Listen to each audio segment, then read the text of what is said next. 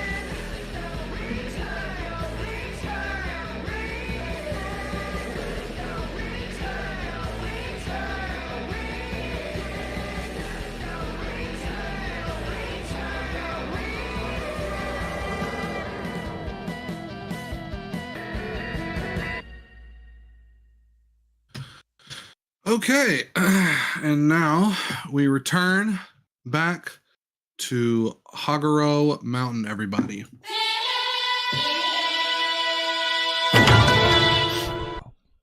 And to start things off, let's get a D20 from everybody. Figure out let's see where we're at. All right. I can see the roles chat has moved, so you'll find it now under the up a little bit further. Most of you guys are finding it pretty easy. Okay.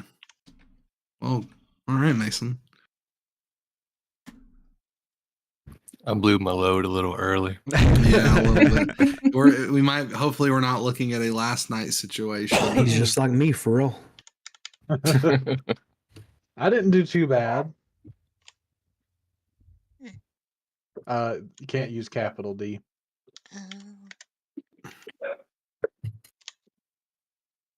Alrighty.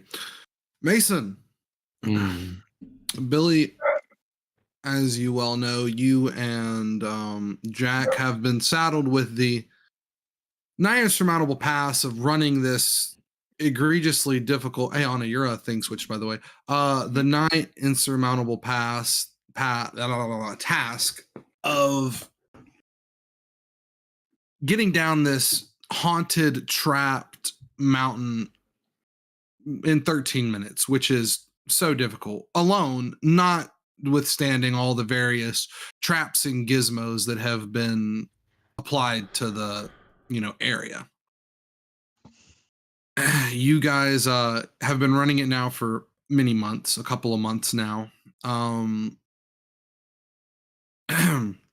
and you're getting pretty good, right, at knowing where things are. You guys are like basically just through rote memorization and trial and error, discovering where's safe, what's not safe. Don't go there. This type thing. Let's see how your run today goes. Yes, sir. I'm gonna roll. Yeah, go ahead and roll up. Go ahead and roll me up I can already guarantee you it's not gonna be good. Oh yeah. I have a migraine today, man. It's I just can't run as fast, Oh no, I'm just I was the flashbang effect that I have on this. Oh wow, yeah, I can see. Yeah, it's powerful.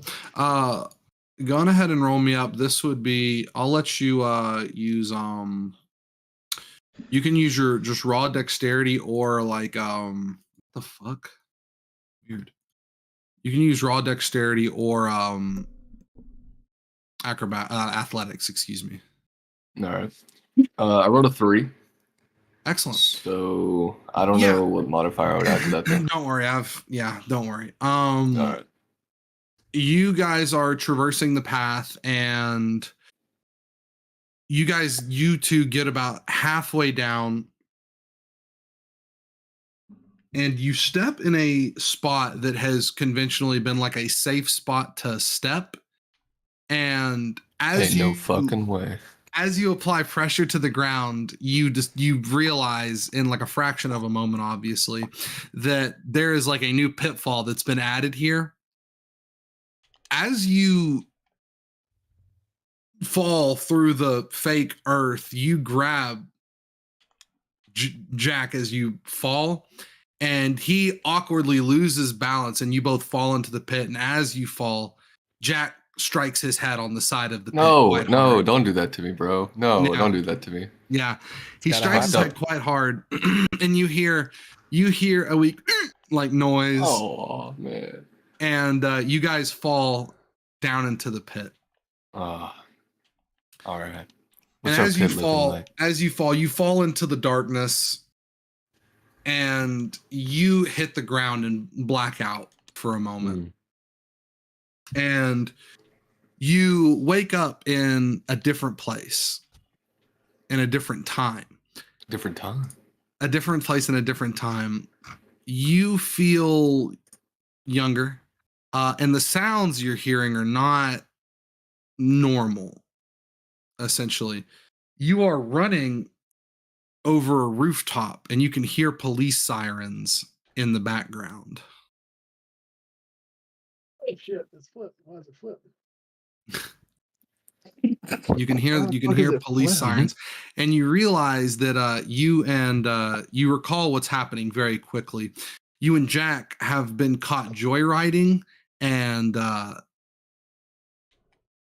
car just straight up, you guys fucking totaled it and had to escape on foot. Yeah, it sounds like this. And you are running from the police. You were running from the police. I remember this time. Yeah. So you're running, leaping from building to building, parkouring as best you can, trying to evade the police. The police are not going to come up here, but you know that they can just essentially wait down at the bottom for wherever you come down. So not only do you have to escape them, you have to it's more, you have to break line of sight, then you have to find a safe place to get down. And there's not like a police helicopter or anything. So, all it is got all that shit. Yeah, no. You guys are at 1 star right now. There's no pressing thing. But you come up on a particular jump between one building from the other, and the height is a little the building you need to get to is a little higher, and it's a weird looking jump. It looks like a difficult jump. Well, I remember this quite well actually, so I already know. It's a good thing. I made it over. I was able to make it. No issues. Yeah. I turn around. I look at Jack and I go, Jack, just grab my hand. Jack believes in you. He's known you all his life. He trusts you with everything. He jumps and he just doesn't have it in him. He doesn't make it. And his fingertips just ever so slightly graze yours. as he falls from like that rooftop, and with a bang, he hits his head on a fire escape ladder and falls safely, thankfully, well, into a dumpster. Oh man. And it looks bad. Do I fade out of the memory? No, you do not fade out of the memory. Okay. You what do you do?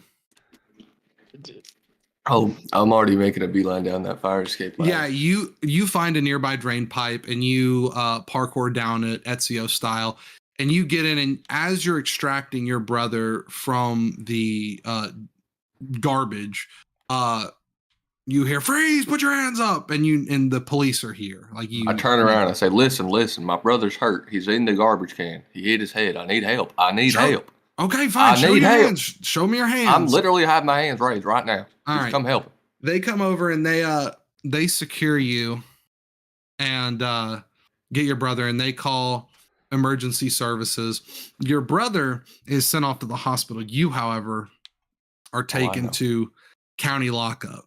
Yeah, I know.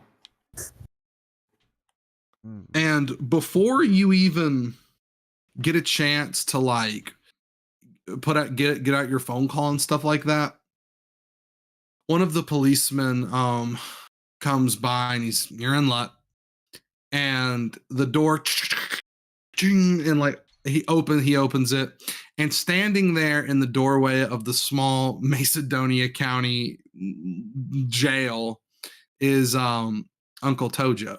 Oh, and he looks not good. happy. Yeah. He doesn't look happy. He does not look happy. And he's like, your friend here is going to bail you out. Sounds good. Sounds good. And I can't make eye contact with Tojo. Yeah, you see Tojo. He wordlessly writes a check for the sum to have you released or whatever, or just come pick you up because you're a minor. I don't know how that shit works, to be totally honest. And he just tells you, get in the car. Yes, sir.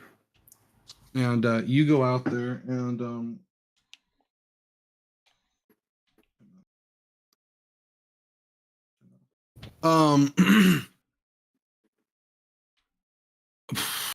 where was I? Excuse me. You go out and get in the car, and he comes and he gets in the car and he turns on. He doesn't say a word to you. He's not looking at you. And you guys drive, and you realize pretty quickly that he is not driving you home. Oh yeah, I know. It's something bad's gonna happen. I get it. He drives you to for people to quickly kind of see this. He takes you to like a Lover's Point type place, like where the couples kiss in the movie and stuff like that. There's actually one right next to my town. See, that's how I know. Damn, he's good. He takes you up there. There's no one there. It's like Wednesday. No one's kissing on a Wednesday. And that's church night. Yeah, Bible study. He They're takes kissing at you Bible out. study. He takes you out and he says, "Get out." Yes, sir. I get on out. With that, you guys are standing there and he's looking at you and he just slaps you. Yep. I take it. And he goes, listen to, dude, all right, hold on. I got to answer this. It's Richard. I'm so sorry, y'all. Can You're we do like a quick 5 to 7? Yeah. I'm sorry, y'all. It's all good. All good. What the fuck is that profile picture he's got going on? It's creepy, ain't it? We were all kind of wondering that. Yeah. It's interesting. Very. I'll give him that one. Yeah. Very spooky. I don't like it. It's bordering on Anna, cursed. are you a VTuber now? No. Isn't it sure? great though? Her little thing. It's pretty cool. You sure you're not a VTuber? I'm sure. Damn. I wouldn't do that. Not- She's a not y'all. PNG tuber. PNG tuber. It's a new breed. How do you like my be right back screen? No, that's actually pretty sick. It is very cool. Hurts my eyes. Okay. hurts Sorry your about eyes. that. We are back. Oh, We're I'm back. back in the game. So, sorry about that. Tojo slaps you and he points a finger very close to your face and he says, "I'm disappointed in you." Yes, sir. I accept that boys will be boys, and there is a certain amount of trouble that you will get into in your heyday, your younger years. But this is unacceptable. Not only have you brought dishonor upon your family by giving light to the acts that you get up to in the night, your brother has become hurt. What do you have to say for yourself? I don't know what to say, Mr. Tojo. I don't know a response to that, sir. How do you feel? I feel pretty sad. My brother's hurt. I don't know how he is. No one's told me. Is he okay? He puts a hand on your shoulder. He's like, your brother will be fine. He just suffered a little bit of a blow to his head. Oh, thank goodness. And he looks you in the eyes and he says, he puts his hand on your shoulder, looks you in the eyes. Let's make sure this never happens again. Go into Yes, the sir. trunk and get out. Go into the trunk and bring me what you find there.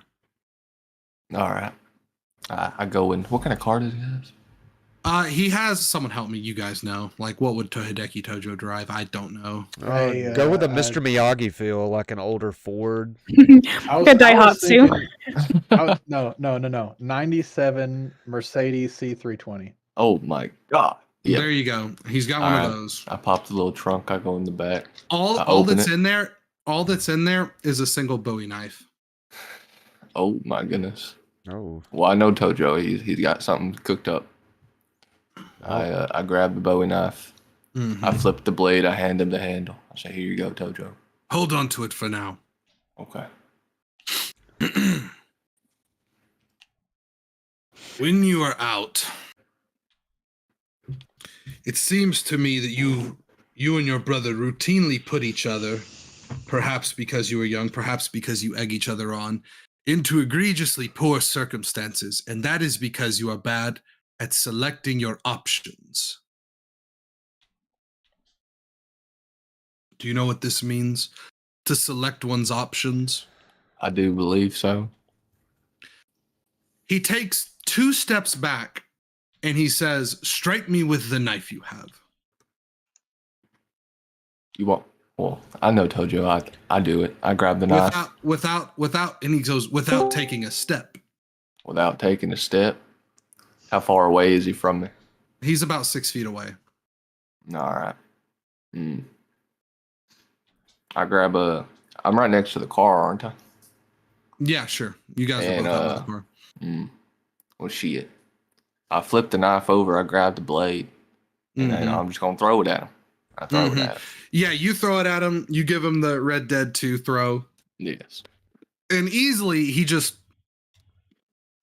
How did I know you were going to throw it?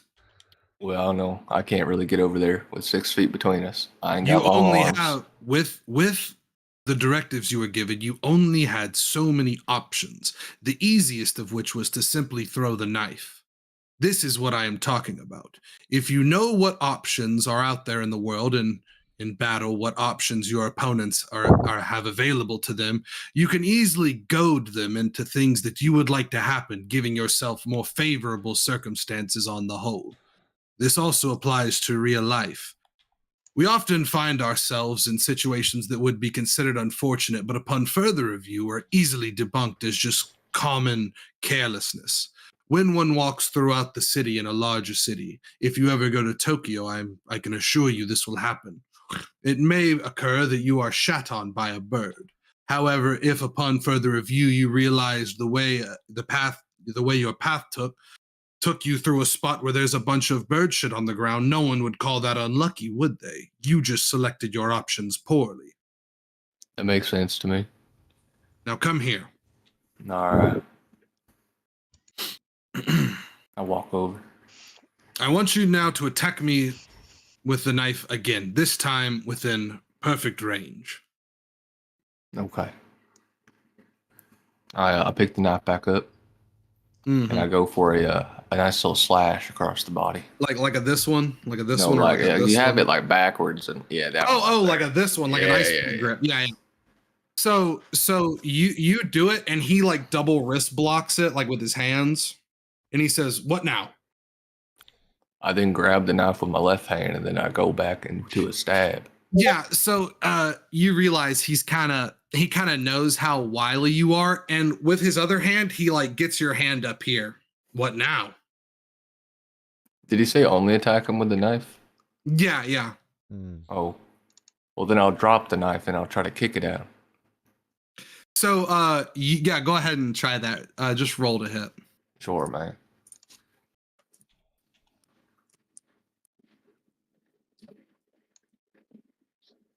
Oh well.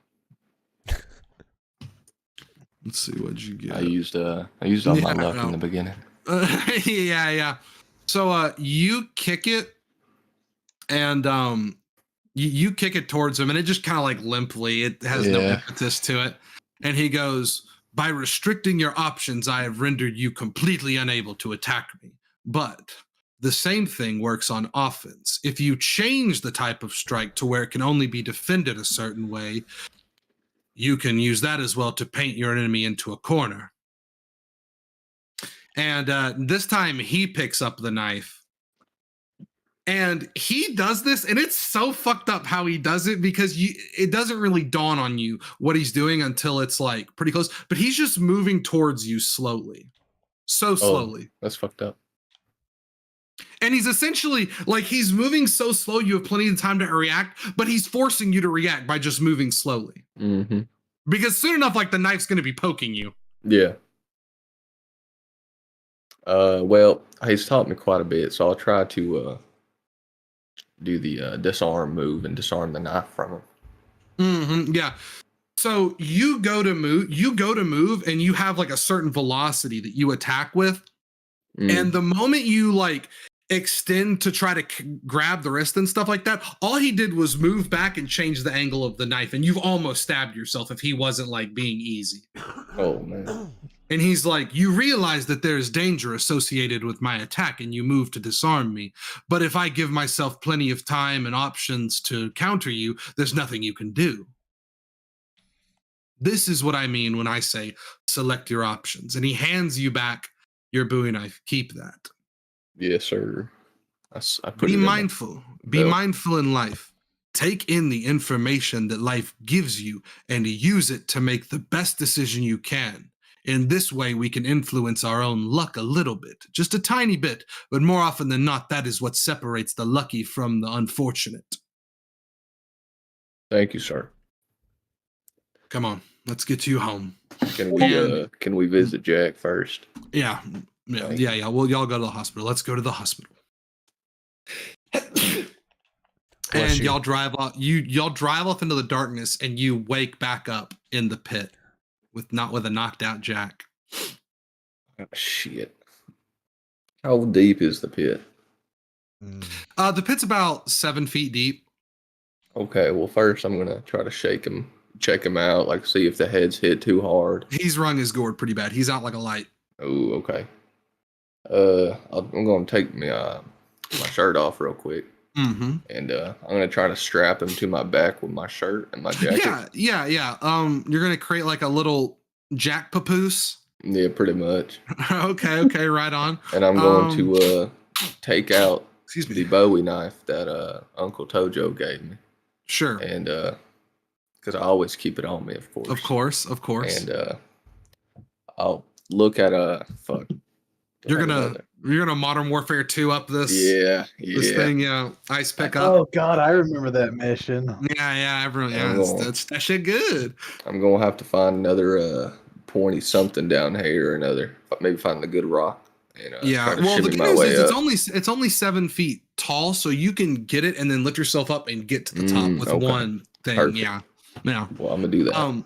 Yeah, you do, and then you get up to the top of the hill, or the top of the mound, the pit, and you realize like, oh, I'm like halfway through this route, and Jack's out cold. Yeah, I'm gonna get on back as quick as I can. Okay, are you gonna go back up the mountain or back down and around? Well, I already came down, so I know where all the traps are. I might as well just go up. in a moment of clarity, you realize that while it does appear that there are unknown traps that have yet to be discovered, at least you have more information on the upper part of the path, and you select that option. Mm. And Look sure at that. enough, it pays off. You're able to get back up to the cabin, and as you get back up, you're walking back, and the very beginning stretches. You hear like a tree like rumple and shake. I look over to where he's shaking. Down from above, Kazan falls, and he looks at you. Mr. Cazon, Jack's hurt real bad. I was watching the whole time. Can we get some help, please? Yeah. Come on, bring him back to the cabin. Thank you, sir. Thank you. Sorry, heading back. I liked how you moved on the way back. Thank you, sir. It was very careful, very cautious, but it was very quick too. You had Thank purpose. you very much. You had a lot of purpose to your step. Obviously, it makes sense for your brother being hurt and all that, but if it makes you feel any better, that's what I'd call progress. Thank you, sir. I just moved like the corn back home, Mm-hmm. swaying in the wind. Well, you know what they say. You don't grow corn. You grow with corn. Yes, sir. Yes, sir. And he says, you want to do me a favor? Yes, sir. That kind of instinct, whatever you want to call it, you mind showing that to the others when you get a chance? The corn state. Taking them through it. If that the quantum corn state, yeah, I wouldn't call it that. Just because you guys are gonna have to like say it in perpetuity, and it's gonna be really difficult for you guys to be taken seriously if you were to name such a technique, the corn state, but I don't know. I mean, I hear corn state and I think Kansas, and I wouldn't want anything to do with that personally. I'll put my brain together real hard to think of a good name for you. Yeah, there you go. But yeah, just if you could show your little friends that technique you were using on the way back. I sure will. If I can figure that out again, I'll do it. Mason, you cast one more appraising eye on the mountain path down, and you feel like you open your eyes for the first time. Oh shit. You look down and you do have you ever watched Naruto? Yeah. You remember how the Hyuga's vision works, where it just kind of goes, your eyesight does that, and the world's like see-through, and you can see like where every trap is. Mr. Kazan, why do I see very well right now? I can see everything. He doesn't say anything. He goes, who knows? And you can tell he obviously knows. He does, but he's not going to say anything. Yeah, God, he's not going to say anything. And he takes you and Jack back to the cabin to get calmed down. You've done enough for today. So now we go to Alex. Alex,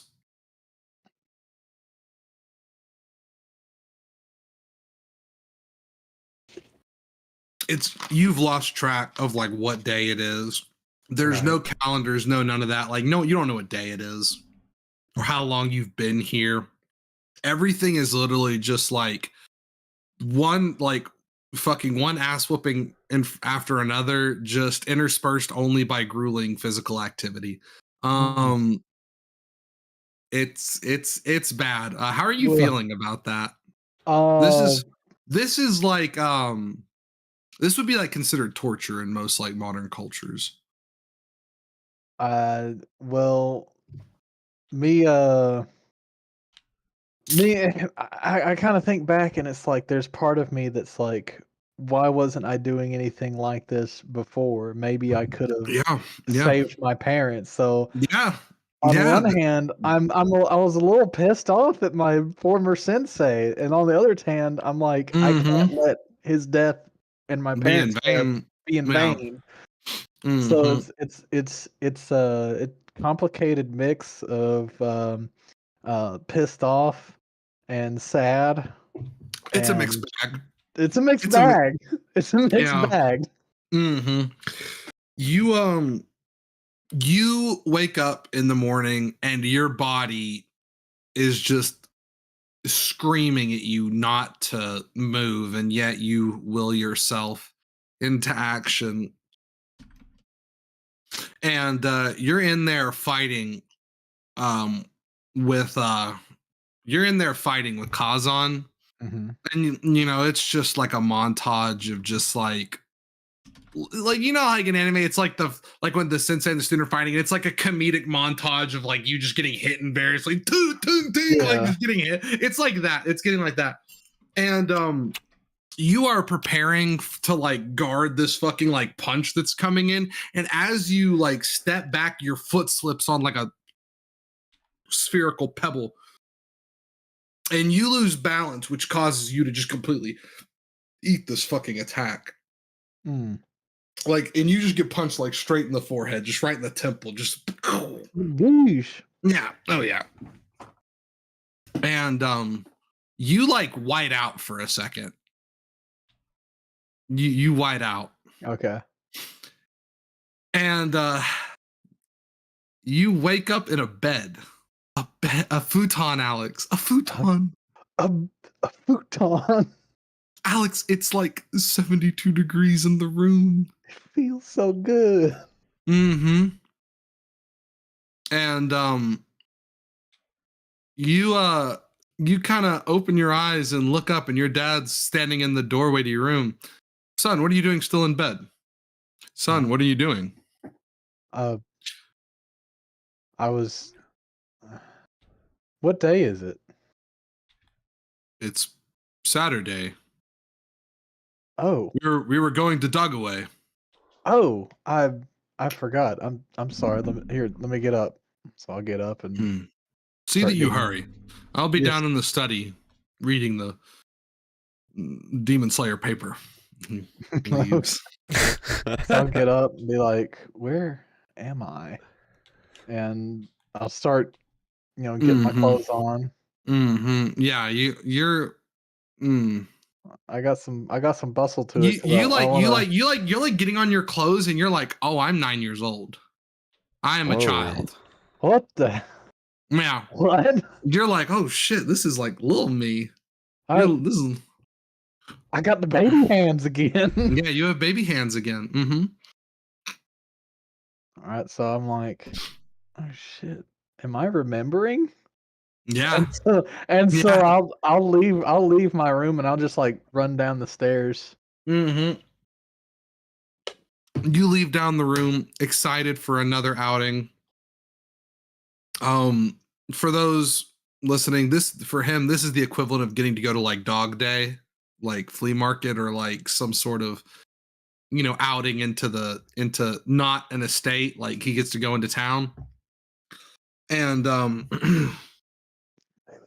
your father, oh shit, we lost him. I had to speak with you higher guys powers. get in like a drawn carriage and ride, and this obviously takes like 4 hours to get where you're going. Yeah. And you guys arrive around 1 p.m. in the township. It's like a bigger town. It's like a close to a city, not quite, but of Dogaway.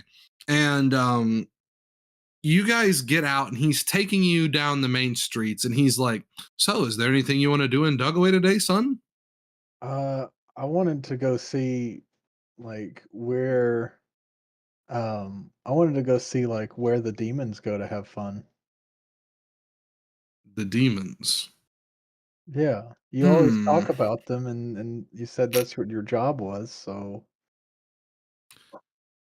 Well, I suppose you are 9 years old. And that's pretty big. You're a big boy, right? yeah. I Yeah, mean, I'm supposed to start my classes next year. yes. You're gonna be a big, strong boy, and you're not gonna cry, and you won't tell your mom. No. We can't tell mom. He's like, Okay, yeah, good. Just making sure. All right. If you're serious, we can take a little detour. Okay. Yeah, Follow I really want to go. follow me. So he takes you off the main street into an alley, and he takes you down those like stairs and like the little door that's got the thing that opens up the eye slit. Yeah. And he's like he does like a knock, and he's like like knocks in a weird way, and the eye slit opens and it sees him and closes, and you open opens the door, opens up, and there are just demons in here. Oh shit. And he's like, son, don't stare at anybody. Okay. And you go in there, and there are just like demons chilling out, shooting the shit. A lot of them like aren't wearing shirts for some reason, and they've got like wraps on and stuff like that. They're like drinking bourbon, and it looks like kind of like an underground bar type deal. Right. And he's like, well, this is one thing they do. Since they're more or less just sitting here fighting their baser instincts, some of them need to take the edge off in a little bit and drink a little bit of sake. Like you after you spar with Sensei. Oh, yes. You know, and he says that, and someone's like, "Kanpai!" You know what I mean? And it's like some demons and stuff like that, and they're getting rowdy. Since like the demons are just like more or less immune to damage and stuff like that, they're a lot more rowdier with each other when it comes to like arm wrestling and shit like that. Right. And like you see like a guy's over there doing the 5-finger flight, he's just hitting his shit on accident, like learning, and it's just like severing whole fingers, you know. And then he comes like, he's like, oh shit. And then like another guy, they're like arm wrestling, and he just bends that guy's fucking arm like all the way. Yeah. And the guy just goes and like twists it back into shape. And it's really pretty jarring. And you can hear like a doom, doom, doom, doom, doom, doom, doom, like bass noise. Yeah. Coming from like a double doors down the hallway. Okay. I'll say, what's back there? Do you want to go see? Yeah. Come with me. And he grabs you and he opens it up, and the bass amplifies like a doom, doom, doom. Yeah. And it's like a rave. And you see in there, you've never seen this before, but Alex, it's an underground fighting pit. It's like an arena, like a cage. Shit. It's like a cage, and demons are fighting. And there's like normal people and demons in here, and they're like waving money in the air and placing bets and stuff like that. And these demons are fucking wrecking each other. Oh shit. Mm-hmm. And he's like, "Come, let's go find a seat, shall we? Maybe we can see a good fight or something." Yeah. Mm-hmm. So he takes you by your hand, and he leads you, and you guys get like a seat, and he gets you a popcorn and a freezy pop, and Ooh. yeah. And you're just sitting there kind of just like looking around. The fight's, cool, but after a while you hear him go, Kaito, pay attention. Pay very close attention to what you're about to see. And you see like the promoter come out, and he's like, fighting in the next bout, the snake of the one lung fist. And you hear like a like the crowd's going crazy. And he's like, going against the tiger of Crane Mountain. And then and you see two demons kind of like enter the ring. The second one, the tiger of Crane Mountain, is this mass fucking built, lean, powerful looking demon. And this other demon, the first one, is like this wiry, fairly meek looking demon. Mm-hmm. And he's like, which one do you think will win, son? Well, I mean, I want to say the big guy, but they both have names, so they both got to be good at something, right? True enough. Yes, they both do have names. They both have gained some amount of notoriety for some reason. For the big guy, it's probably obvious. Look at the size of him. But for that little guy, I'm curious. And you could hear everyone placing bets on the Tiger of Crane Mountain, and your dad puts down like the equivalent of like $50,000 on the snake of the Yuan Lun Fist. He's like 50 grand on the snake of the Yuan Lun Fist, and the fight starts, and you can see that little dude's hand. He's doing like this move, and this dude's arm like fucking dislocates and goes over there and stabs the fucking tiger before anything else can happen, and just ends the fight right there. Oh wow! And everyone's like, no! They're so like fucking sad about this turn of events. And he's like, and your dad's like, let's get out of here. Go. Okay. And he like gets his money, and y'all fucking bounce. Okay. Yeah. And you guys go throughout the day. You guys eat. He like buys you sweets and stuff. And essentially, he's just telling you they're like bribes to like not tell your mom about any of this. And all this stuff. If I tell mom we can't do this again. Yes. Yeah. If you tell mom this is. I'll never tell mom. Mm-hmm. But you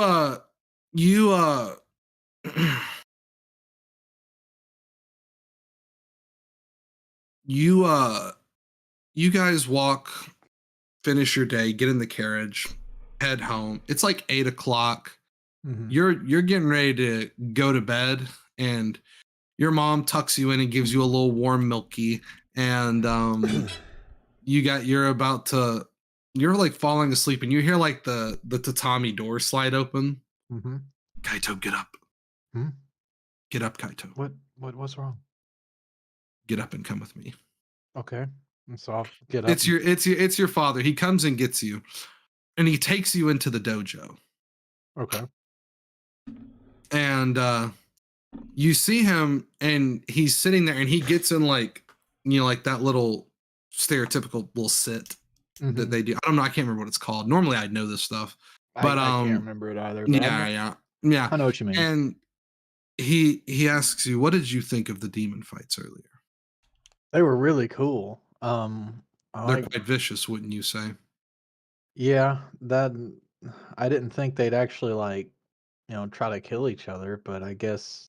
Can you imagine what one could do to a human? I mean, I kind of didn't want to think about that. I'd figure, they're at least nice to us now, right? Some.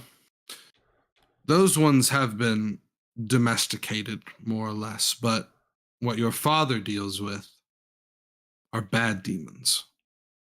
Oh. Bad demons that want to hurt people. And as you see, they are quite capable. Yeah, he was. I blinked and I missed it. So he's really fast. Let me ask you, even though there was an impressive difference in their statures and physiques, how was it that the little one was able to defeat the bigger one?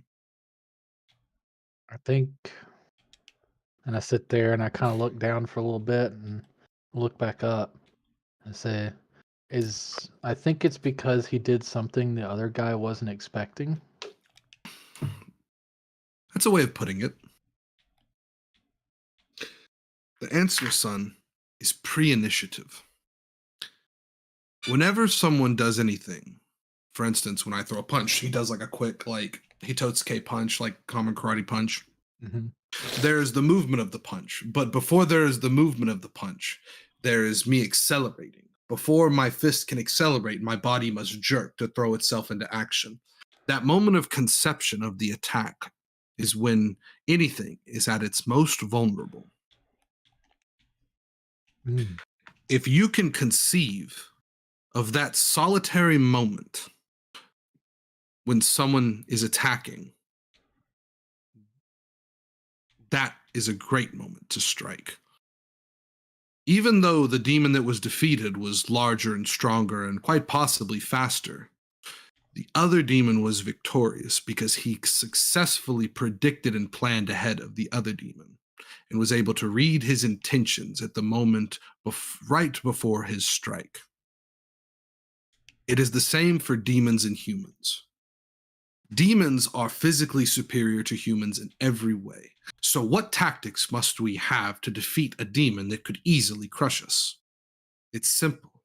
We must destroy the demon before it is allowed to get to fully utilize its power, like an assassin might. This is why you see us practicing going for a demon's head, because that is the quickest way to kill it. And in any strike that can be formed against you, and he does like a quick palm in your face, is useless if it is not allowed to be formed against you. Never forget that, son. For as long as you live, never forget that. I won't. And the camera like pans out back into the darkness, and you like wake up back in the lava chamber. And you wake up and like struggle to your feet, and you hear like a weird noise. It sounds like boom, boom, boom, boom, boom, boom, boom. And you like pinpoint it, and it's fucking Kazan's heart. And you hear like, you're hearing like all these weird noises. You're hearing this motherfucker's biological processes, you realize. Oh shit! All right, so I'll do like that, and I'm like, and you look at him, and you can see that instantly he like knows what's up, and he's like, you know what I mean? And he sees you, and he's like, very well. And you see, let's see how you handle this then. And you see him take a step back and just go off the pedestal into the magma. I'm gonna close my eyes. Oh my God, it can't be like this. Jacob, your mic's muted. But yes. It can't be like this. We're being overrun. So I close my eyes. Oh yeah, you're gonna Samurai Jack this motherfucker. I get it. Yeah. So in a flash, you hear like the disturbance of the magma, and you know that it's like him. And you just instinctively put like your sword out, and you open your eyes, and your sword is barely poking into his flesh, and he looks at you and he goes, after all these months, I finally got you to start listening. Now you can fight me for real. And he's like, and you see him, and he's like, and now I can fight you for real. And he takes off his shirt, he like rips that shit off, and he's got like that Rock Lee like fucking like shit on him. He's got the weights on him, and he takes that shit off and throws it into the thing. And he's like, but for now, I have ascertained the existence of your hearing. What do you call that? What do you call that you just did? The hearing thing? No, like that move, like what your dad taught you. Like, what do you call it? Oh, pre-initiative. Pre-initiative. I like the sound of that. Hey, do me a favor. Well, I'll go a little bit easier on you so you're in better shape for it, but teach that to your little friends. I think I can do that. Good deal. All right, you go on back and get you some rest. Okay.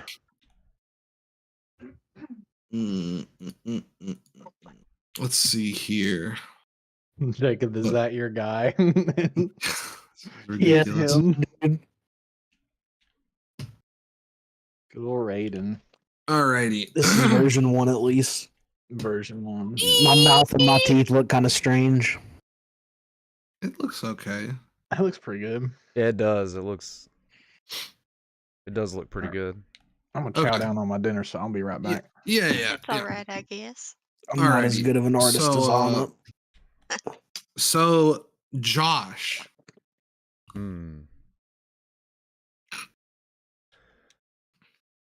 You are in this fucking chamber, hot, pissed off. You haven't made any fucking progress whatsoever. Your sword is getting dull from like fucking clanging off this obsidian stone. And finally, you decide you bet it on one mighty strike. Go ahead and give me a athletics roll, or roll to hit. Actually, roll to hit. Roll to hit.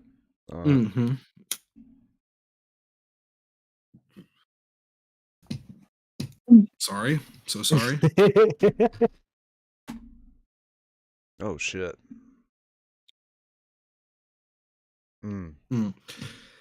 You come down on this thing and your sword breaks off about 1/3 the way up. Your sword just completely breaks off and just spins through the air before landing in one of those pits of magma, just, bloop, bloop, bloop, bloop, bloop, bloop, bloop, just sinking under it, like the tip of your sword, essentially.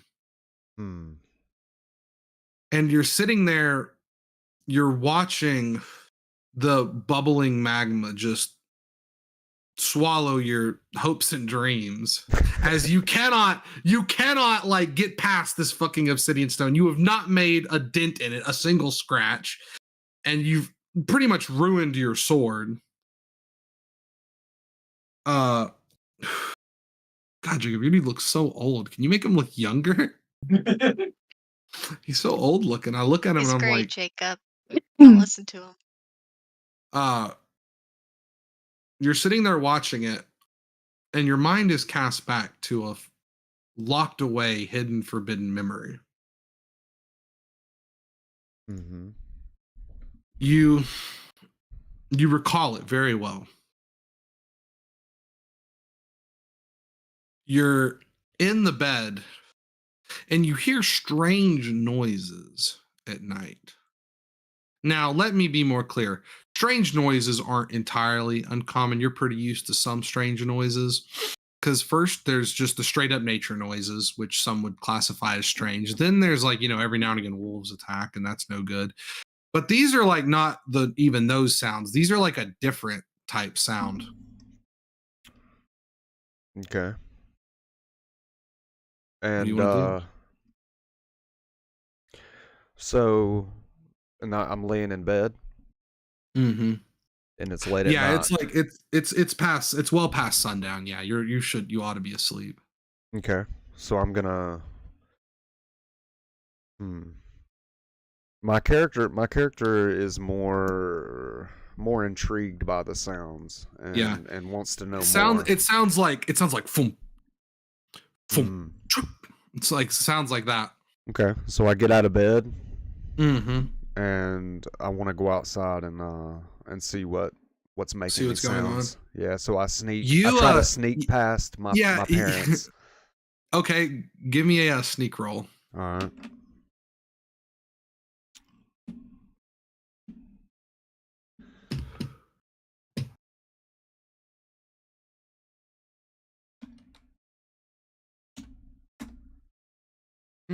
That's a little better. You tiptoe past your parents' room. You can hear your mom snoring the night away.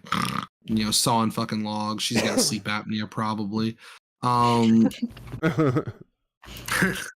And you find your way. You carefully open and close the creaky door to your guys' lean-to shed house thing.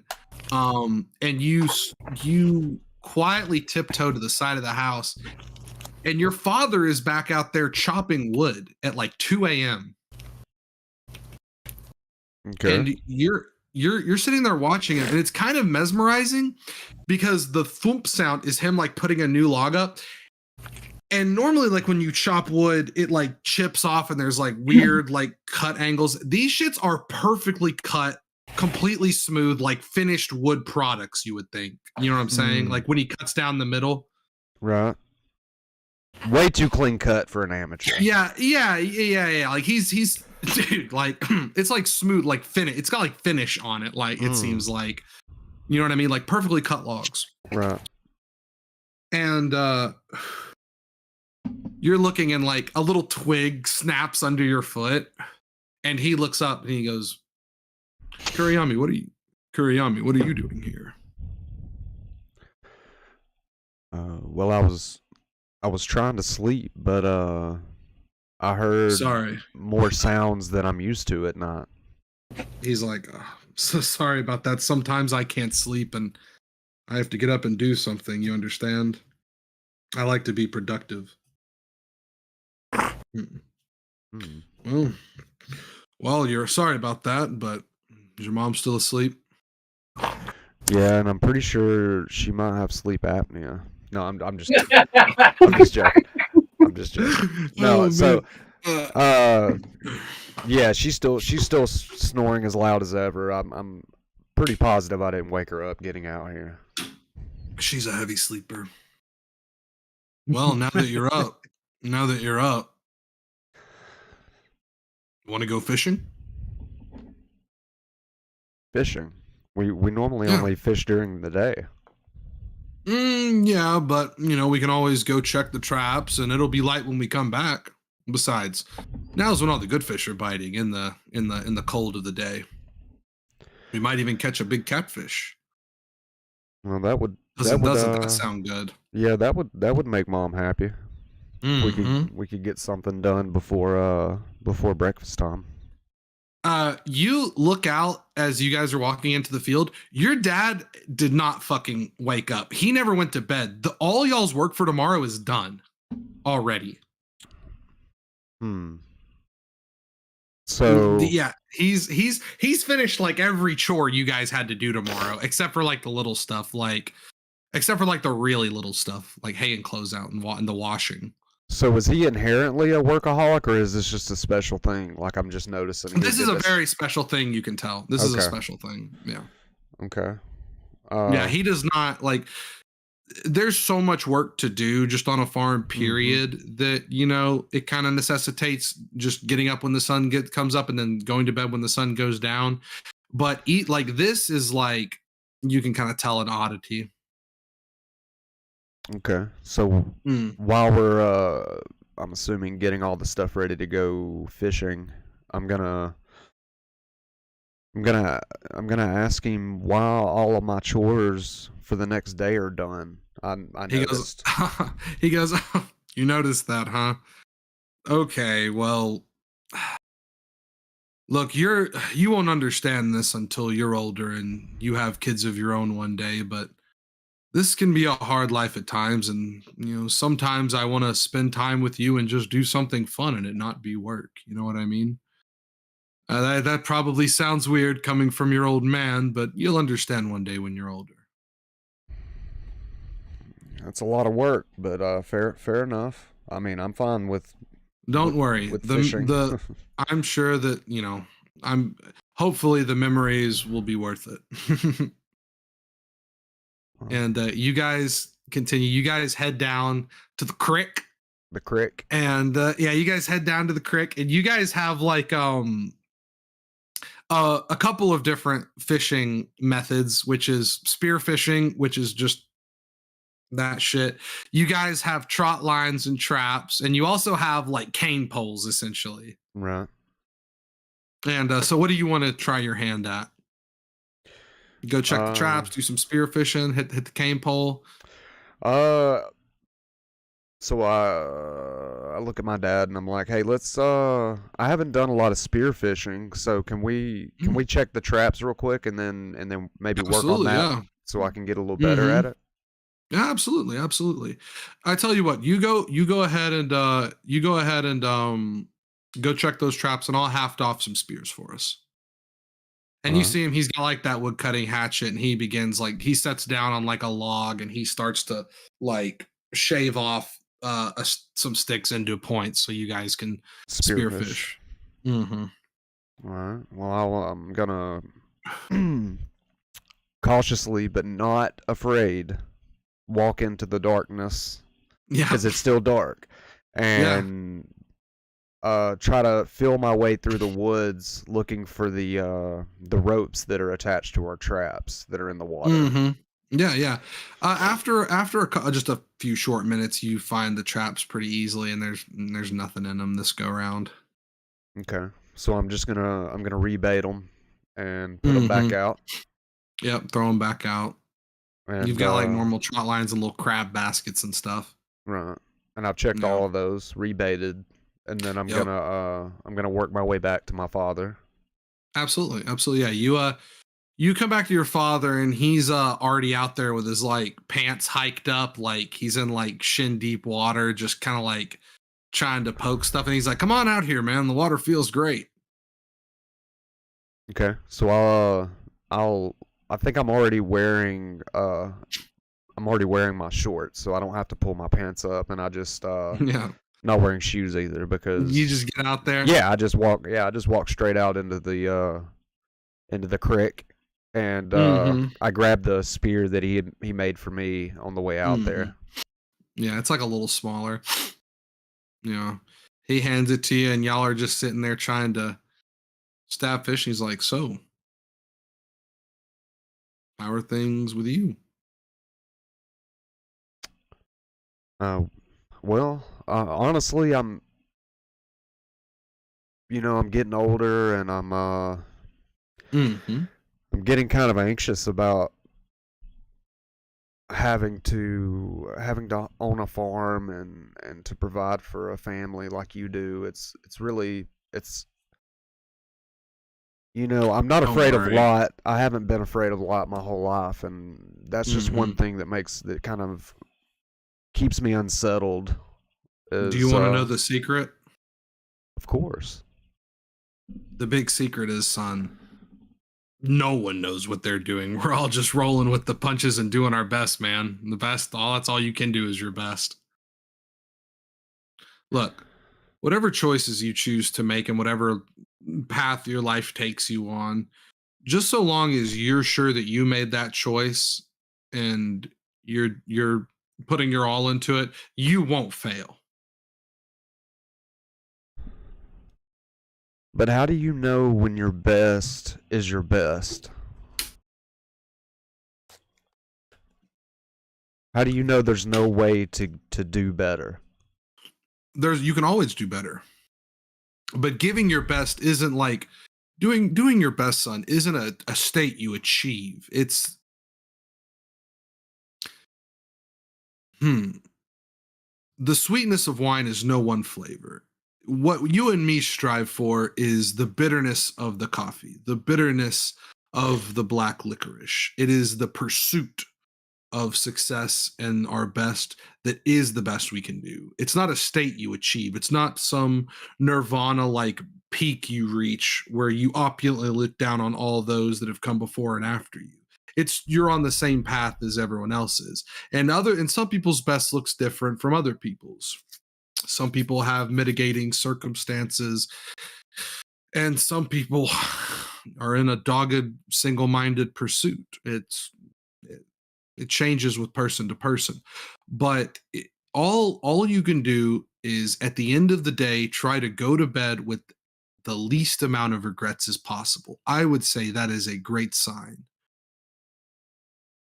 for doing your best. Do you feel like you're doing the best that you can do? I ask myself that every day. And, sometimes I think that I'll never get the answer. But that's just another one of those unfair parts of life, son, is you never know. All you can do is, just like I said, try to do right, and what happens, son. And how old am I? You're like 8. Okay. Like 7 or 8. And Dad, what if I feel like having a family and running a farm isn't for me? Well, son, that's fine too. If you want to, you can go and get an education and become a big, highfalutin doctor or a lawyer, or you could be the premier of Japan for all I care. Just so long as that's what you want to do and you put your best foot forward. You could be, your mom would shudder if I told you this earnestly, so take it with a grain of salt, but you could be a wandering musician, and as long as you enjoyed it and were at least trying to make a life of it, I would have to support you because you're my son. With that being said, never tell your mother you want to be a wandering musician. Well, I was never good at music anyway. Now we know. I just feel like something out there is calling to me to make a difference, and more of a difference than running a farm could give me. I understand that. It's hard to see the rest of your life panning out in such a small little box that is farming. I think also one day when you're older, you'll come to realize that the hustle and bustle of other places and other lives aren't worth the trouble. At least that's what me and your mother decided. But your life is your own. We'll give you guidance and help you as best we can. But at the end of the day, these are your decisions to make, son.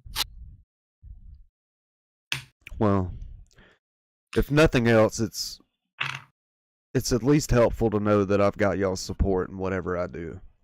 Absolutely. You guys sit there fishing. Go ahead and roll a d20 up. I'll roll one too. It always comes down to fishing. It all comes down to fishing. Oh shit. Yeah, your dad's pretty good. I see.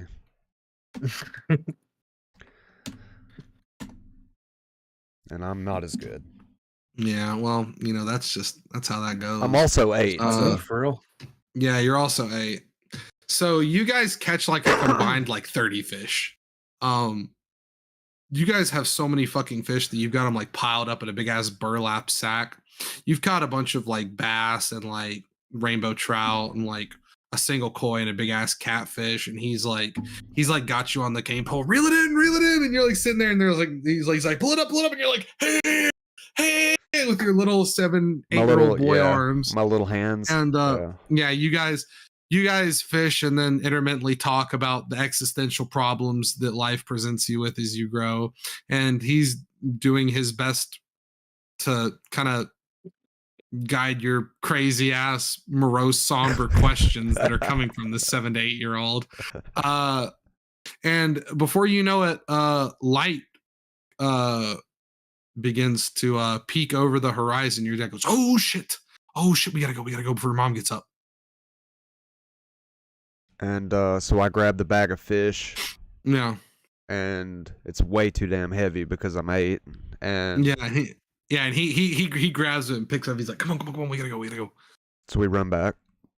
Mm-hmm. And you guys are running back, and you hear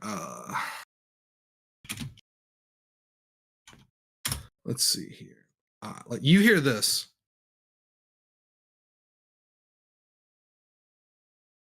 Do I have you pulled up? Yeah, pull me up. You hear a noise. A harking noise that you have hardly ever heard before. The sounds of a bear as you guys turn down the mountain, turn down the forest path.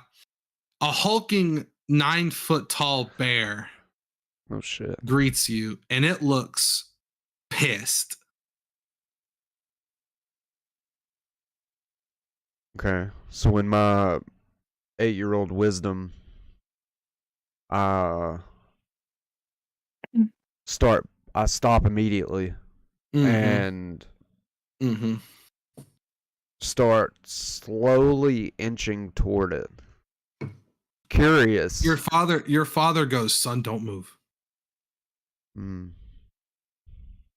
I still inch toward the bear. He grabs you and holds you in place.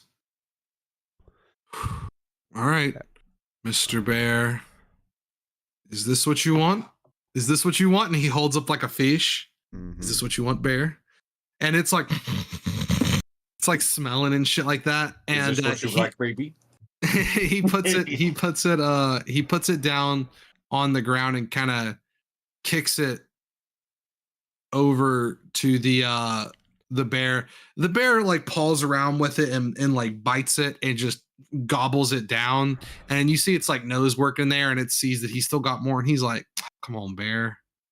And I'm like, Dad, don't give him all of our fish. I know, son, I know. Just come on, bear. Can't you just? He's like, bear, come on, just bear, go, bear, go away.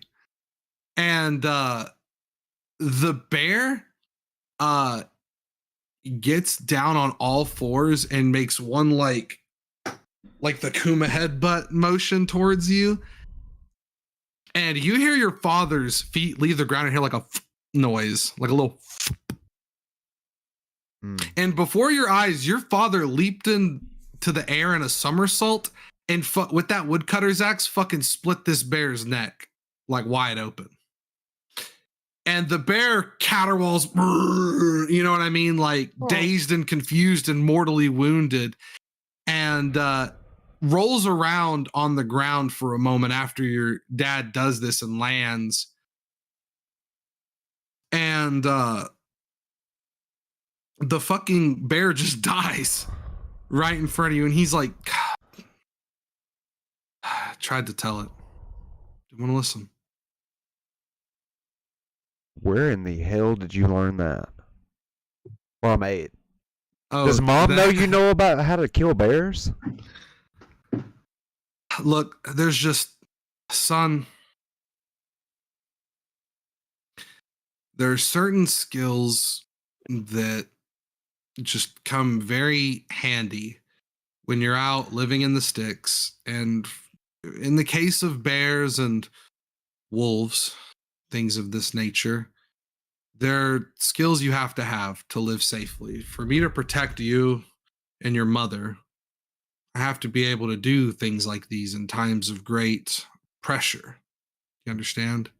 But Dad, I've seen the other men in our farming village, and they can barely hit the ground hard enough to break it. You just killed a bear.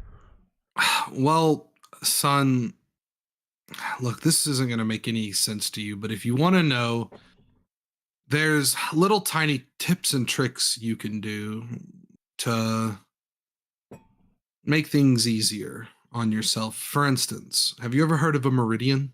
A meridian? A meridian. Have you ever heard of a meridian?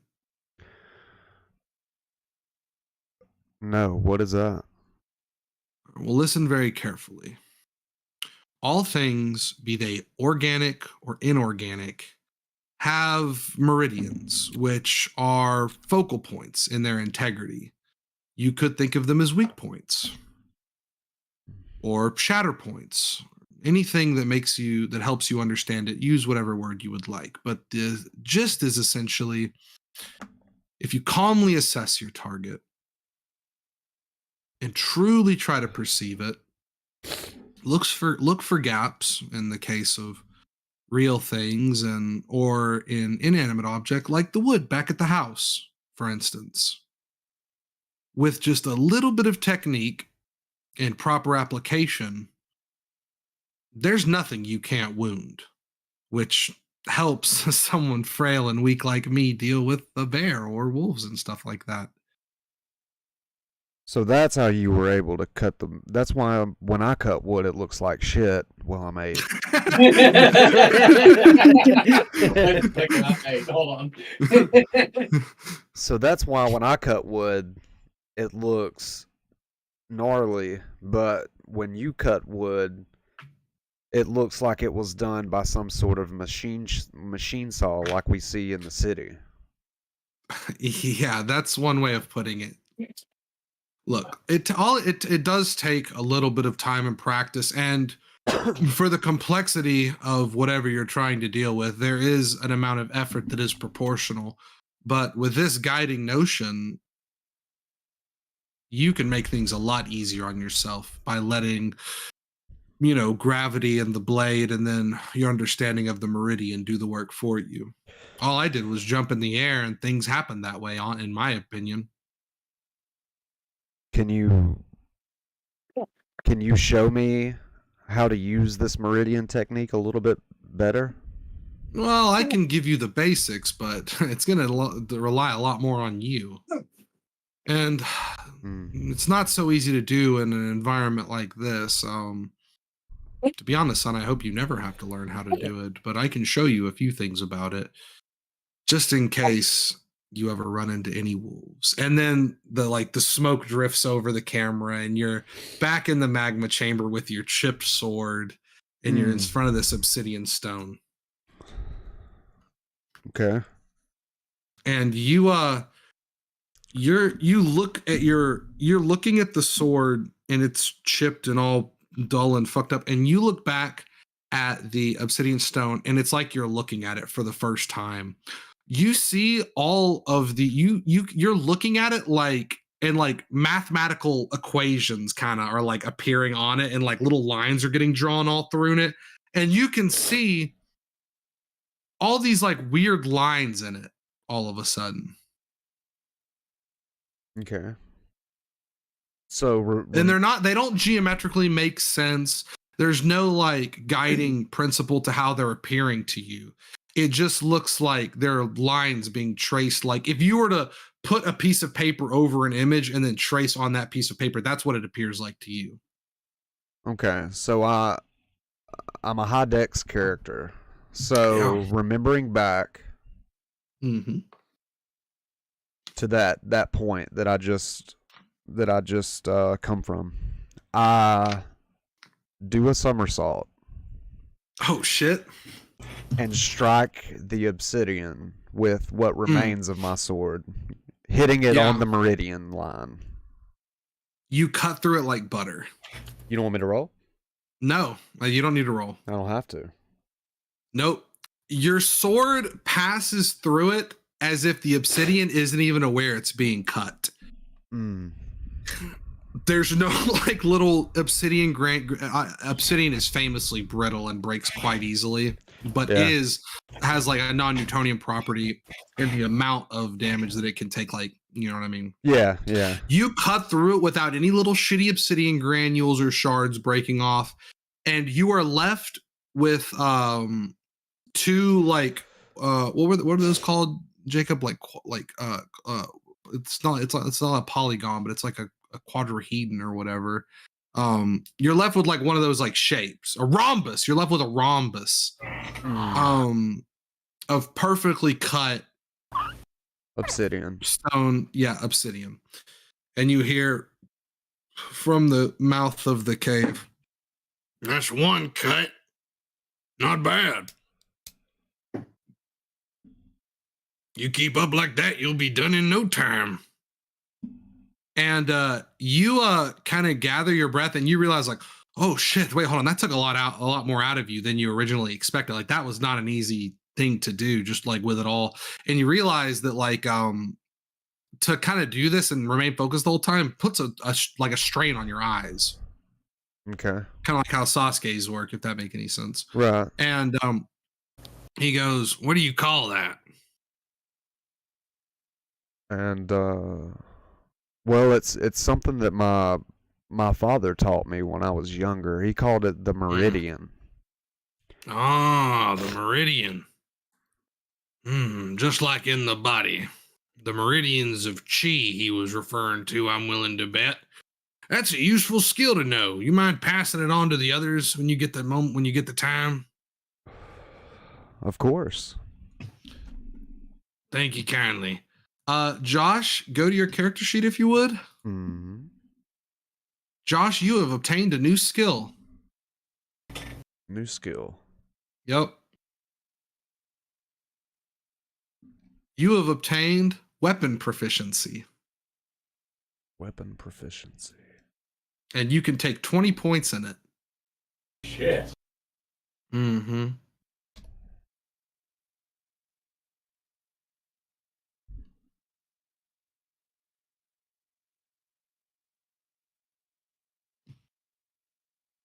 What is it? Is there a attribute that it pulls from, or is it its own? It's its own thing. This is what's going to help you actually hit things. Your plus and minus to hit. Okay. Mm-hmm. And you said I'm at 20 points? You've got 20 points in it right now. Yep. All right. Alrighty, moving on. Actually, if you guys don't mind, let's take a quick 5 to 7, shall we? Works for me. Just real quick, and then we'll get back to it, and we'll be picking up with. Let's see here. We'll be picking up with Here we go. We will be picking up with Anna when we come back.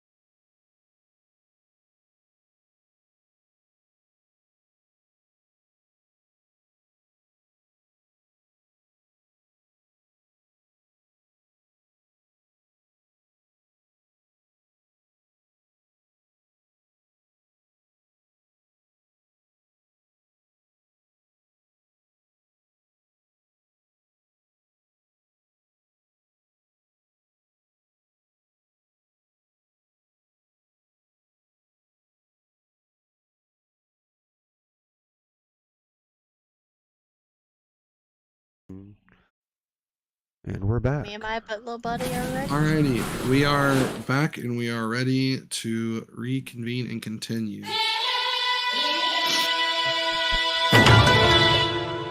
So, Go. Yeah. You are up. You've been dealing with this mechanical puppet for quite a few months, and every single night, no one really notices in how you move, but you're coming back thoroughly hurt because you're more or less just sitting there and taking what this thing has, as opposed to like fighting back and risking like unbalancing and like hurting poor Kappa. He's in a bucket. And so you're more or less just sitting there, and you've just been this thing's punching bag for I can take it. Just because like you're sitting there thinking, and like there is like you could theoretically do this thing, but the easiest, safest thing to do is to just sit here and get your ass beat by it. Correct. Day in and day out. Day in and day out. And you're sitting there, and after like an especially hard like week of just getting your fucking shit knocked around, this thing fucking Bushkin strikes you in like the occipital lobe right here, and your eyesight goes fuzzy, and you begin to like white out a little bit, and instinctively your body stamps its foot down, and you stay standing, completely knocked out, like a brick wall. Instinctively your body stamps its foot down, and you stand there completely unconscious as you begin to quasi hallucinate. I've been concussed, everyone. You're sitting there in the car in the back seat, like with your mom. This is before you guys got the expensive car. This is like an old SUV. Okay. And you're on your way to like your first ever, you're like 4 or 5, you're on your way to your first ever karate practice. Legendary master Francisco Philho. Is that how you say it? Is it Philho? Oh. I think it's Philo. I think it's Philo. It's Philo. I know. I was there. There you go. So your the legendary karate Kokushin Kaikon master Francisco Philo is running a seminar, and you saw it on TV, and there was explosions and loud noises, and you begged your mom to come, and she scraped together all the money in the jar and got you a ticket, and you had to like buy like a gi and get like a little jar full of sand and like bring that and stuff like that. I'm like kicking my feet in the back seat. Oh yeah, you're ready. You see her, she like adjusts the thing. She's like, "Are you ready, sweetie? You ready for your big day at karate?" I'm going to do great. Oh, yes, you are, sweetie. I know you are.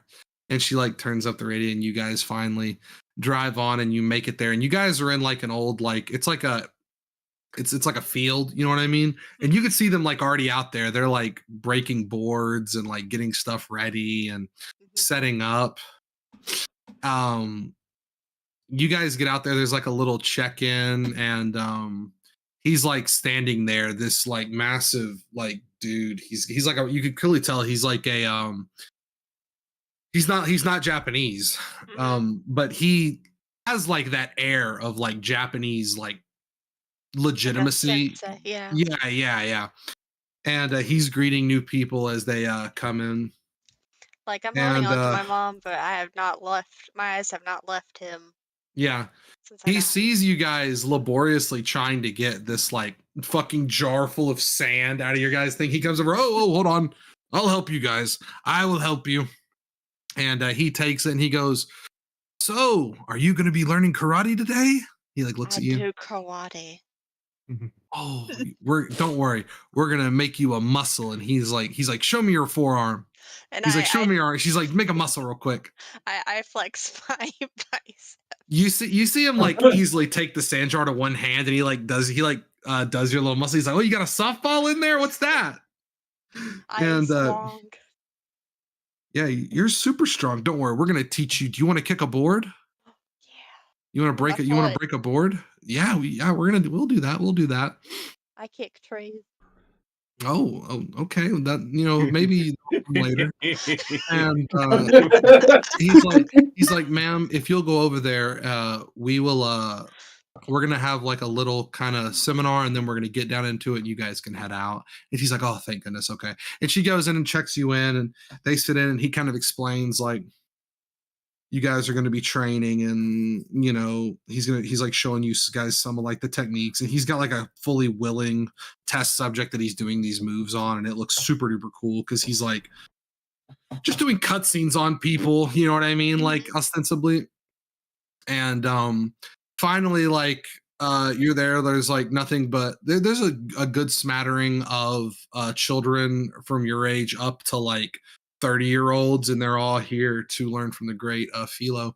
And finally, all the people who are not directly training leave, and like a switch flips with this dude, and he goes, now the real training begins.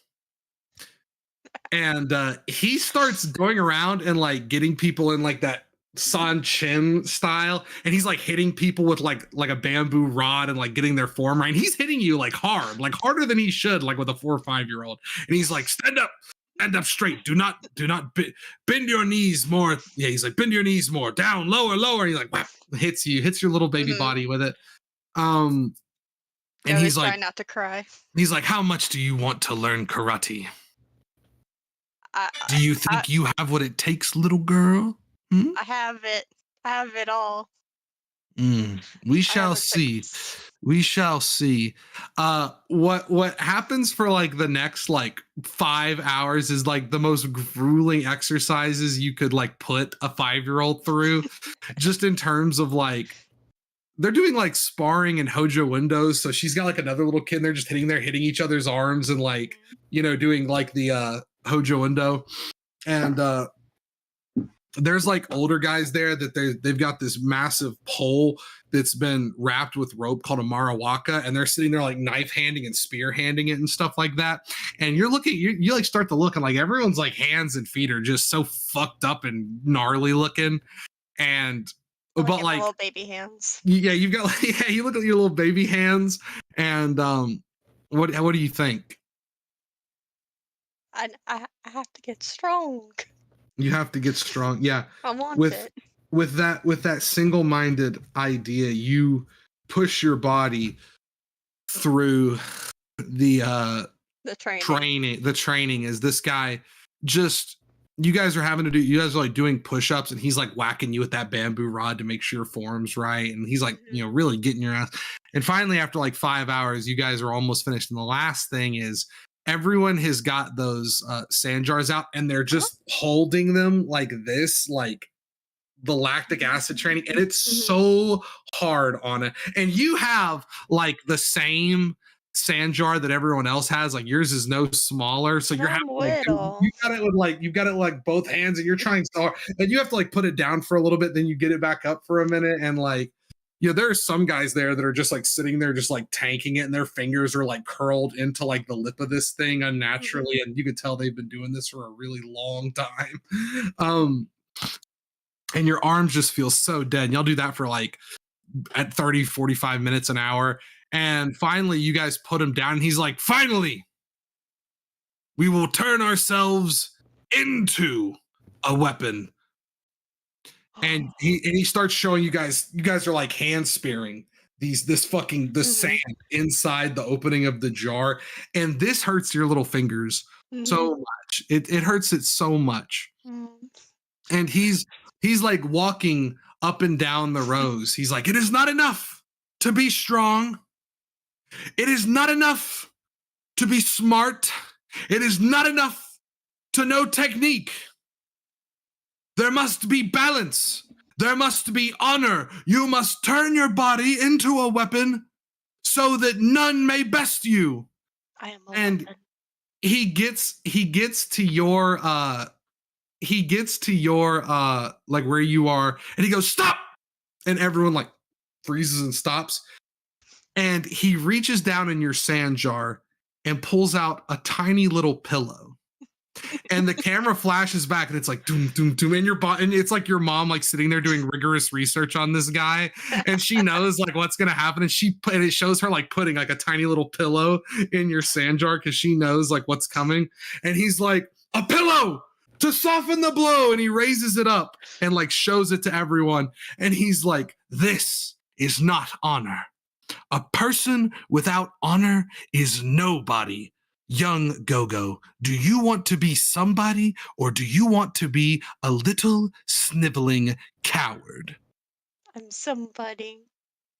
I'm gonna be somebody. Start over.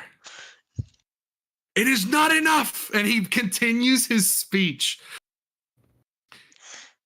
I'm gonna hit the sand. You hit the sand, and in your like tiny little baby brain, you form the idea that things are unfair, and what is easiest is not the best, and you have to overcome, and that's all there is to it. Because someday I'm gonna be somebody. You are going to be somebody, and you must form yourself like the swordsmith forms the katana, folding it over 1,000 times until it is perfect in every regard. And you blink back to like looking at this karate thing, and like your Feelho's like sayings like scream out in your mind. You must confront the problem head first. There's nothing in cowering in defense against an inferior opponent. I'm still in my stance. You're still in your stance. I'm ready. Go ahead and you go after it. I go after it. Mm-hmm. You go after it. Mm-hmm. Your body moves instinctually, and you feel like the air molecules pass like your skin as you like move. Mm-hmm. This thing's coming at you with like a midline like strike to the solar plexus. Your body ducks down, and you like do the splits to like dodge it. And it sees that and then goes for like a kick, like a horizontal kick even lower to catch you. And what it looks like is the bucket remains perfectly where it is. Like that's how quickly you moved, and your body is like pressed against it, like the ground, like splits, and then your tummy is also like touching the ground, and your legs kick back up and reach back up like this and catch the bucket. And with the other foot, you scorpion kick this thing on its head. I am the protagonist. And you look like, do you remember Inosuke when he like reaches under himself and like comes around? Mm-hmm. Like under, that's kind of the posture you've got going on right now. Mm-hmm. I slowly lift up with the bucket still. Yeah, you lift up and easily transport it to like your hand, and you go on the attack against this thing, and you're throwing like elbows and like bushkin strikes and like eye flicks and stuff like that at this thing. And every time you move, you balance the bucket on like a different part of your body that isn't being used, that's like rooting you. And you just start to press this thing down, and soon enough, it falls to pieces. Mm-hmm. And not a single drop of water has fallen out of the basket. We're doing it, Kappa. We're doing it. You hear like a clapping. That was some mighty fine technique you just showed. I did like a little bow. With the bucket still in my head. You see he goes over and he hits he just wordlessly goes over and hits a button on the box, and there's like invisible filament wires that are connected to every part of the robot, and they retract and pull this thing back to the box and perfectly reassemble it. Mm-hmm. And then he hits it again and just kind of like releases it to show that, you know, it's still good and you're going to have to keep doing this. And he's like, I saw you all of a sudden. What changed? I remember my training and why I do this. You gotta dig deep sometimes. Come on over here. Set the bucket down.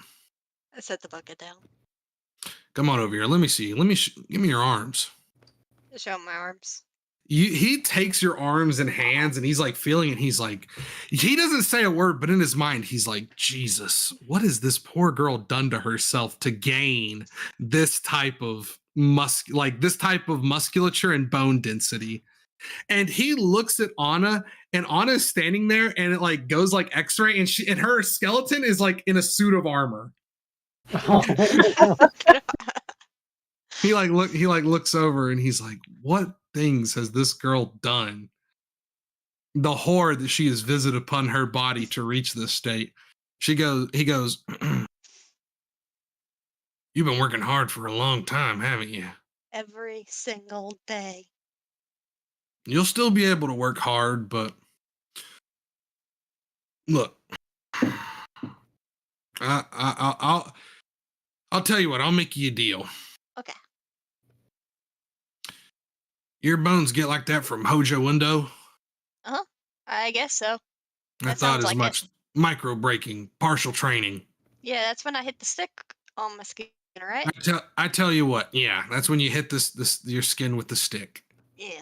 I tell you what, how would you feel if you got to do Hojo Window and flexibility training with the others, but you had to take a day off every week? That's a trade I'm willing to make for you. But I get to do it to others, right? Yep, you get to do it to the others. I'm gonna make my friends so strong. Oh, that's fucked up. All right, but every week you gotta take Sunday off. Okay. And any kind of training or just the Henjo? You're keep it to Hojo Window, katas, and flexibility training for now. Okay, and then okay, I got it. Mm-hmm. Yeah. I'll do that. See that you do. Okay, I'm gonna go find my friends and make them strong. Bye, Sensei. All right. All right. Oh no. guys, I'm gonna make you strong. So Jacob. Yeah. You are standing in front of this. You're standing in front of this boulder, And all of a sudden, I feel a wooden stick. No, you're good. You're good. That's not yet. Don't worry. You're safe for now. I'm saving you for now.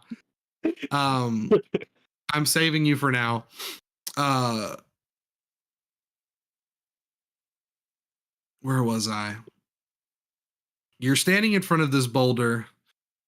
Just so you know, this is not like a perfectly spherical boulder like in Sisyphus. It's like a fucked up angular one that's like totally flat on the bottom. Mm-hmm. And there are like handprints on this thing where you've been slapping it to like no avail. You've just, it's no good. Yeah, I'm like on my knees, just like bawling my eyes out. Mm-hmm. The rock's too heavy. The rock's too heavy. The rock's too heavy. You're sitting there and you're crying, and in the pooling tears on the ground, you see a mirage form, and it looks like a memory. The first thing you feel is yourself being Sugari Hoshi'd out of the ring in your second ever bout. Your second loss. The crowd yells in excitement as your opponent walks away victoriously after having tripped you out of the ring. The Chichibu stables, on the other hand, are making sounds of dismay because they, like you, realize that you have just been defeated by an inferior sumo wrestler, an inferior Sekitori. And that he's more or less used a cheap trick to get the better of you that you just didn't know. He knowledge checked you. I should have studied the 37th Yokozuna more. Yeah. He hit you with like more or less a 10 string, and you just didn't know the block pattern. So there you have it.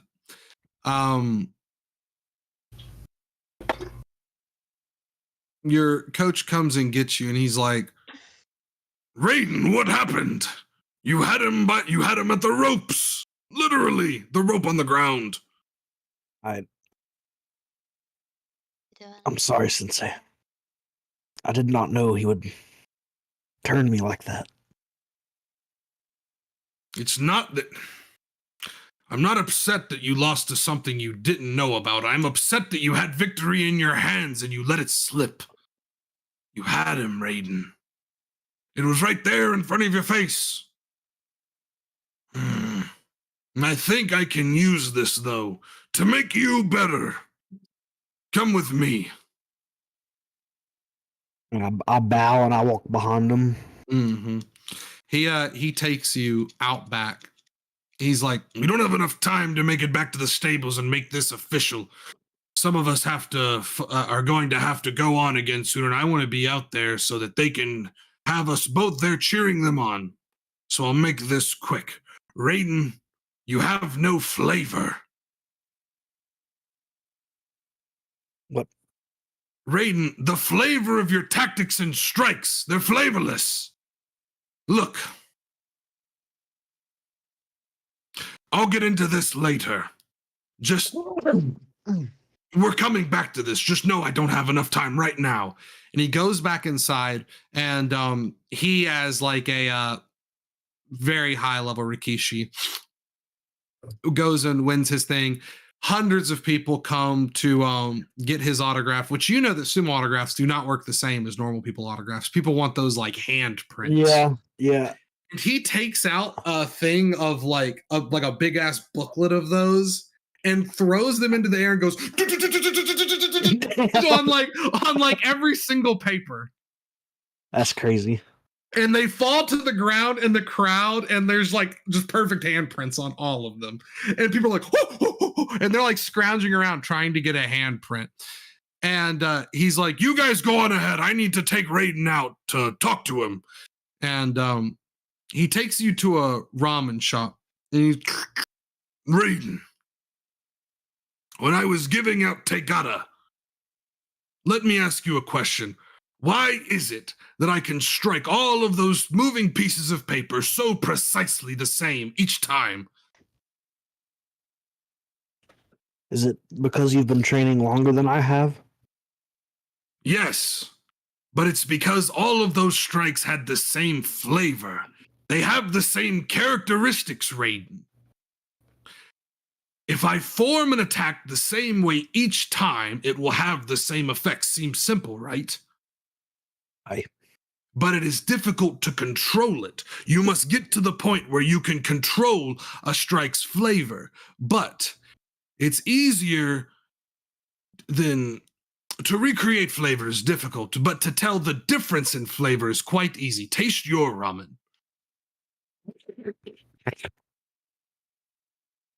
It tastes beefy. Now taste my ramen. It tastes porky. To explain this, Raiden, you are using a pork strike when you need a beef strike, and a beef strike when you need a pork strike. Is this making sense, Raiden? And I look down in my hands, and in the flashback, and like both of my hands are just beef hands. Beef hands, yeah. And like you start to like think, and you're like starting to think in your mind's eye, and you picture yourself standing there and like doing a slap, and it's like a little pork chop hand, and then like a beef hand. Yeah. What you need to do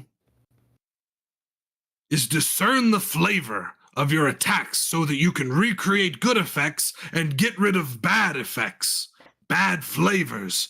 In that sense, you can taste every strike just by seeing it, Raiden. And one day, if you are skilled enough and you train hard enough, you will be able to replicate a flavor just by seeing it and tasting it.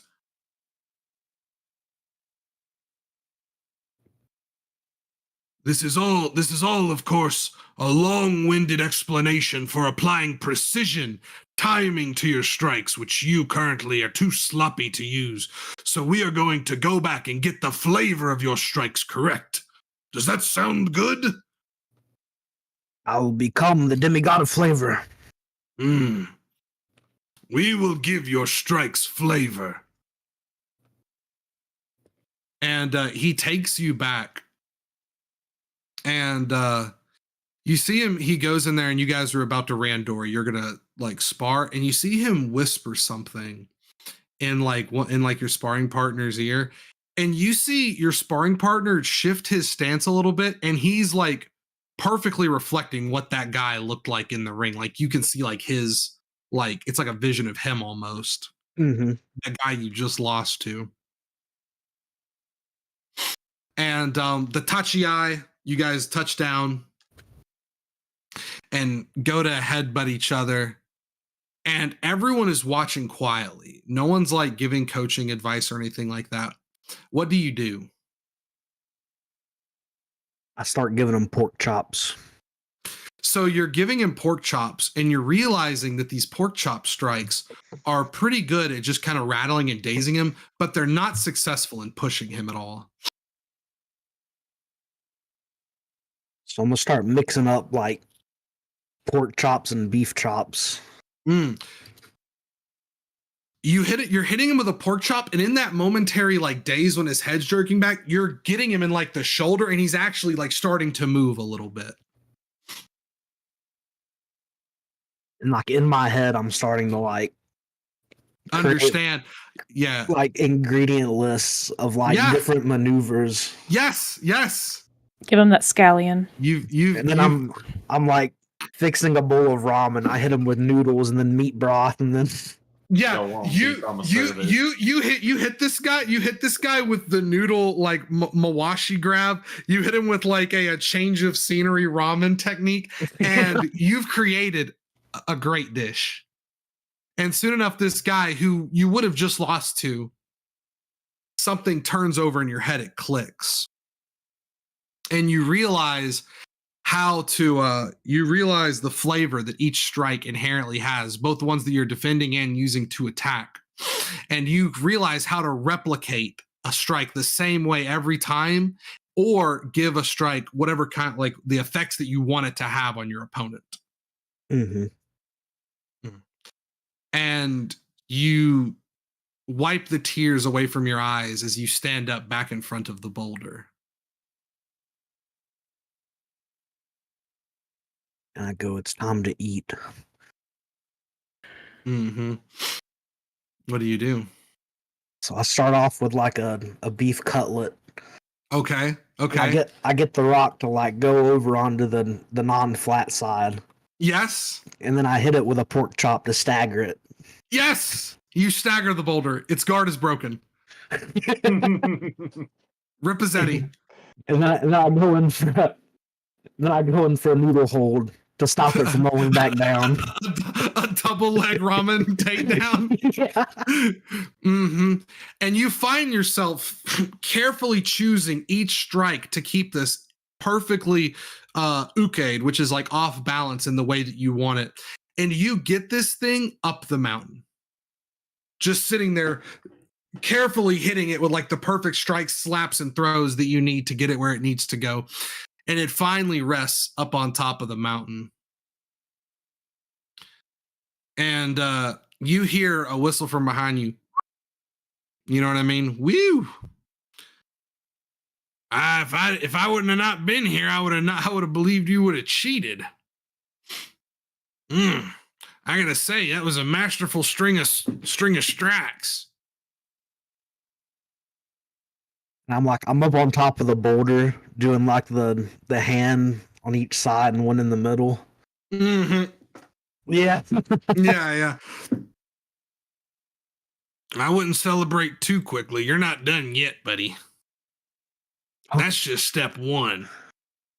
Step one. Mm-hmm. He said, you're going to change that boulder. And he like there's like some foliage behind him and he tears it down and there's a perfectly identical boulder behind him. And you see him turn around and he just starts going doom, doom, doom, doom, doom. And he starts knocking and chipping away at this boulder. And after like 3 minutes, there's like a statue of like a fucking like Buddha holding like a sash and like defeating a demon, like standing on top of a defeated demon that he's hewn out of the boulder. You can move something big, but can you apply actual precision? That's what we're gonna find out. Big fat fuck like you. I don't think you got it in you personally, but I will say you've impressed me thus far. By the way, I don't know if you know this, but you've put on 20 kilos since you've been here. Do you really think I'm fat? It's good. It's the 20 kilos are good. Oh, okay, it's good fat. You've put on like 28 kilos of muscle and 2 kilos of fat. I've been trying real hard, but it's just hard. When you're eating so much, you're having to train so hard. It's just come here. Come here. Come here. Calm down, man. Quit blubbering, man. I'm sorry. This is usually my cry time. Come on, man. Get it together. You're embarrassing me. Look, I'm just going to tell you how it is. Physically speaking, you are a specimen. Not only that, you're the most physically healthy person on this mountain, even more so than myself, probably. From here on out, all the dieting and exercising for the group's on you, friend. I'll wake up earlier. Now, I don't want them to all turn into sumos, but you know what they all look like and probably what they all could achieve. You've got a good eye. Just get them what they need to get big and strong. It will be done. Good deal. And yeah. And if you fuck up the rock too bad and it don't look like the statue, just roll another boulder up here. And I give him a deep bow. Mm-hmm. All right, I'm gonna head back down. You have fun up here with your boulder. Hey, Clem. Hey, Mr. Raiden. No. No.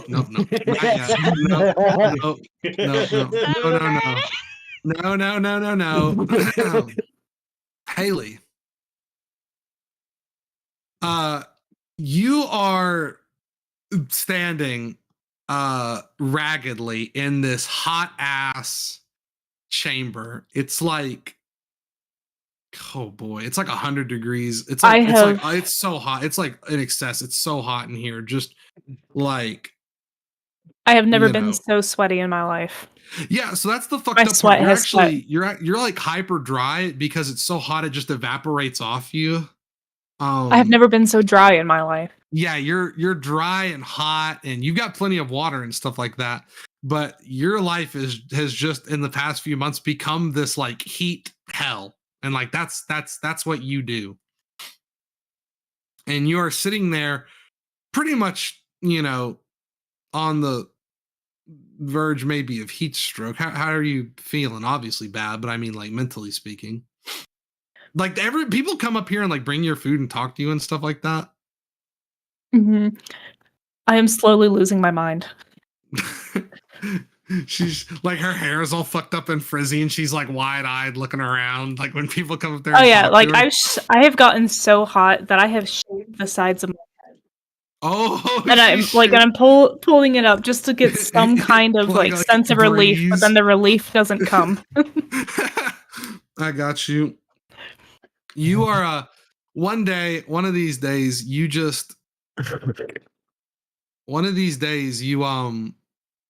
collapse to the ground and yeah, just sitting there like breathing in hot air.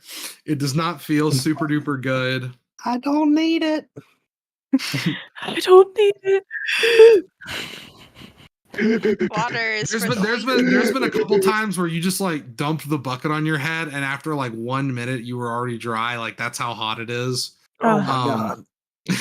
Yeah. And you're sitting there on like the verge of like heat stroke, and your vision goes white. And you recall another time in your life when you saw something when it was hot, similarly to this. You recall back many years ago when you were probably around 6 years old. A heat wave had hit Japan and temperatures had climbed to around 44 degrees Celsius, which is like 106. That's really hot. That's really fucking hot. And not only you are sitting there in your you're sitting there, you've gotten out of school. This is like unprecedentedly hot for Hokkaido. And Momokyo's is open, which is, you know, some places are shut down just because they're like open stalls and stuff like that, and like street fair and what have you. So your place has a lot more customers than it usually does. And you're sitting there on the coloring book, on like a little Japanese coloring book, kicking your feet at the little table, you know what I mean? And you hear the all present whirring of the AC go out in the kitchen. It goes out. The AC in the kitchen goes out, yeah. No. No, your grandma's back there alone. My grandma. She's back there alone, no AC.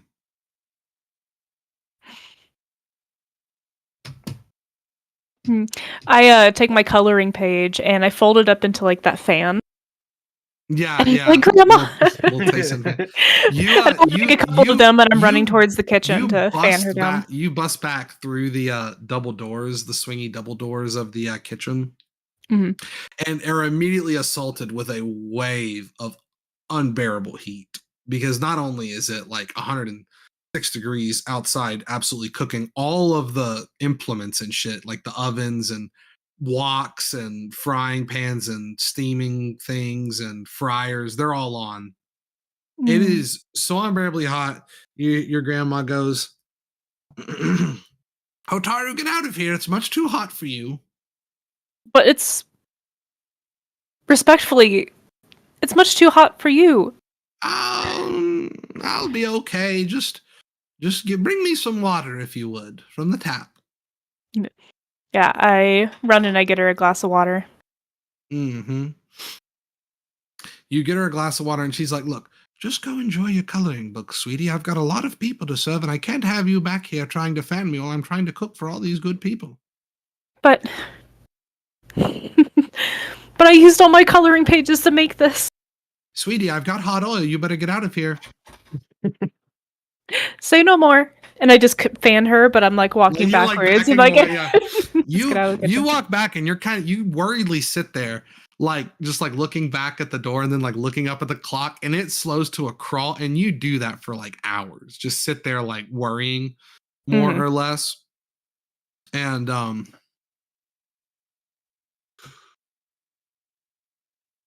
closing time comes and your grandma comes out of the thing, fucking throws the little rag over her thing, goes, that was pretty rough. And is like, fine. She's barely sweating. She goes and washes up and she's like, let's go get some ice cream, shall we? Yeah. I know a wonderful place for a nice cold treat. Maybe a little popsicle or something. Are you sure you're okay? Oh, I'm fine, Diddy. But how? What do you mean? It's like a desert outside, and then our AC goes off, and it feels like we're in a volcano. Oh, I see. You think it's a little too uncomfortable and too hot for people to safely be there. Yes. Oh. Well, I'm hot. Well. And you're wearing more clothes than me. Well, little Hotaru, how do I explain this? Hotaru, you're right. It is probably too hot to be back there in the kitchen. But Hotaru, there's just some things you have to do, whether you like to do it or not. It's just going to be hard. So what do? Come back here. And Where she it's takes you hot? back into the kitchen. Now it's all the stuff's like turned Oh, on. okay. She's like, when you're stuck in a bad situation, and it's just a part of life, you're going to have to deal with bad situations. There's subtle little actions you can take to make yourself last a lot longer than you would expect. For instance, get into a comfortable position as possible. Waste as little effort as possible. And she like shows you, she's like fluidly like grabbing things and like showing you like how she would cut onions and stuff in like one fluid motion. Like there's no wasted motion, no wasted calories. You know, she's like, if you find that you need to do something, try to do it in the coolest place that is there. Obviously, the place is going to be hot, but there is a coolest point in the area. There's little things you can do to make it easier. She's like, here, let me help you. And she grabs you and like kind of adjusts how you're standing. And you're like, what the fuck? It's like when Morty stood on True Level. And she's like, right now, you're just standing on the strength of your bones. No muscles are involved, sweetie.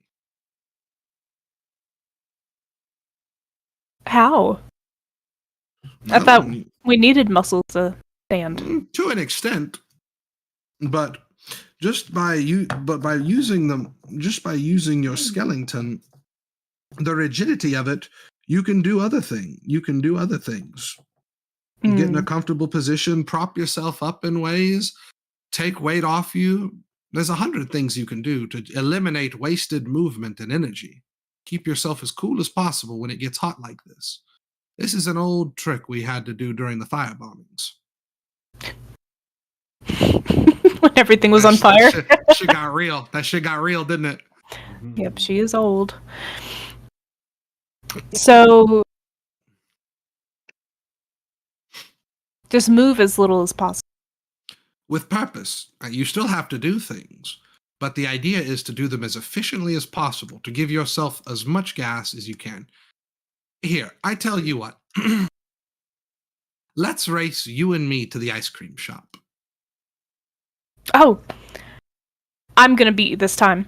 I'm sure, yeah. Let's go. So you guys get out there and begin to run, and she's keeping up with you pretty well, and you guys run for like quite a few 100 feet, and at the end of it, you know, you're like, and she's not even like, she's breathing fine. She hasn't done anything. She's not sweating or anything. She's not hot. And like, you realize running out there in the heat is like, sounded fun, and that you would like the idea of competition would be cool. But like, it was not as fun as you intended. And she's like, as you move, you do a lot of wasted movements that cost you energy. All I do is put one foot in front of the other and let momentum do the work for me. I wasn't even really running. I took like 3 big steps, and then from there it was downhill for me. Listen, meanwhile, yeah, you're sitting there like absolutely like doing a little kid dip.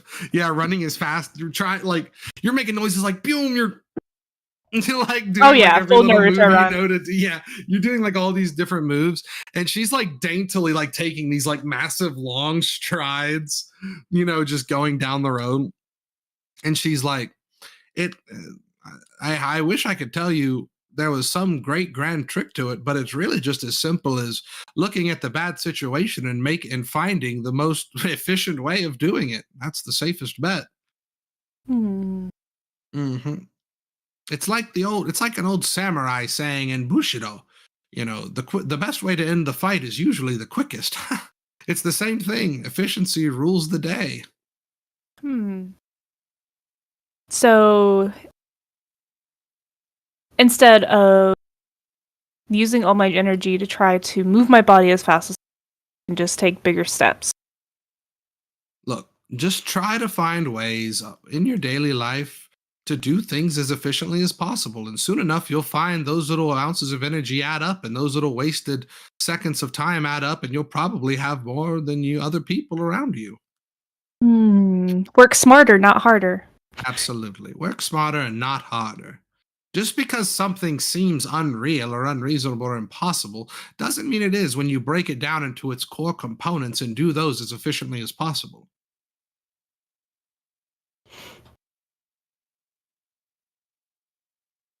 I'm going to take this to mean it's okay to be lazy. It is. It is okay to be lazy. It is okay to be lazy. Yeah, it is okay. You kind of like come to back in the chamber, and it's still as fucking hot as it has been.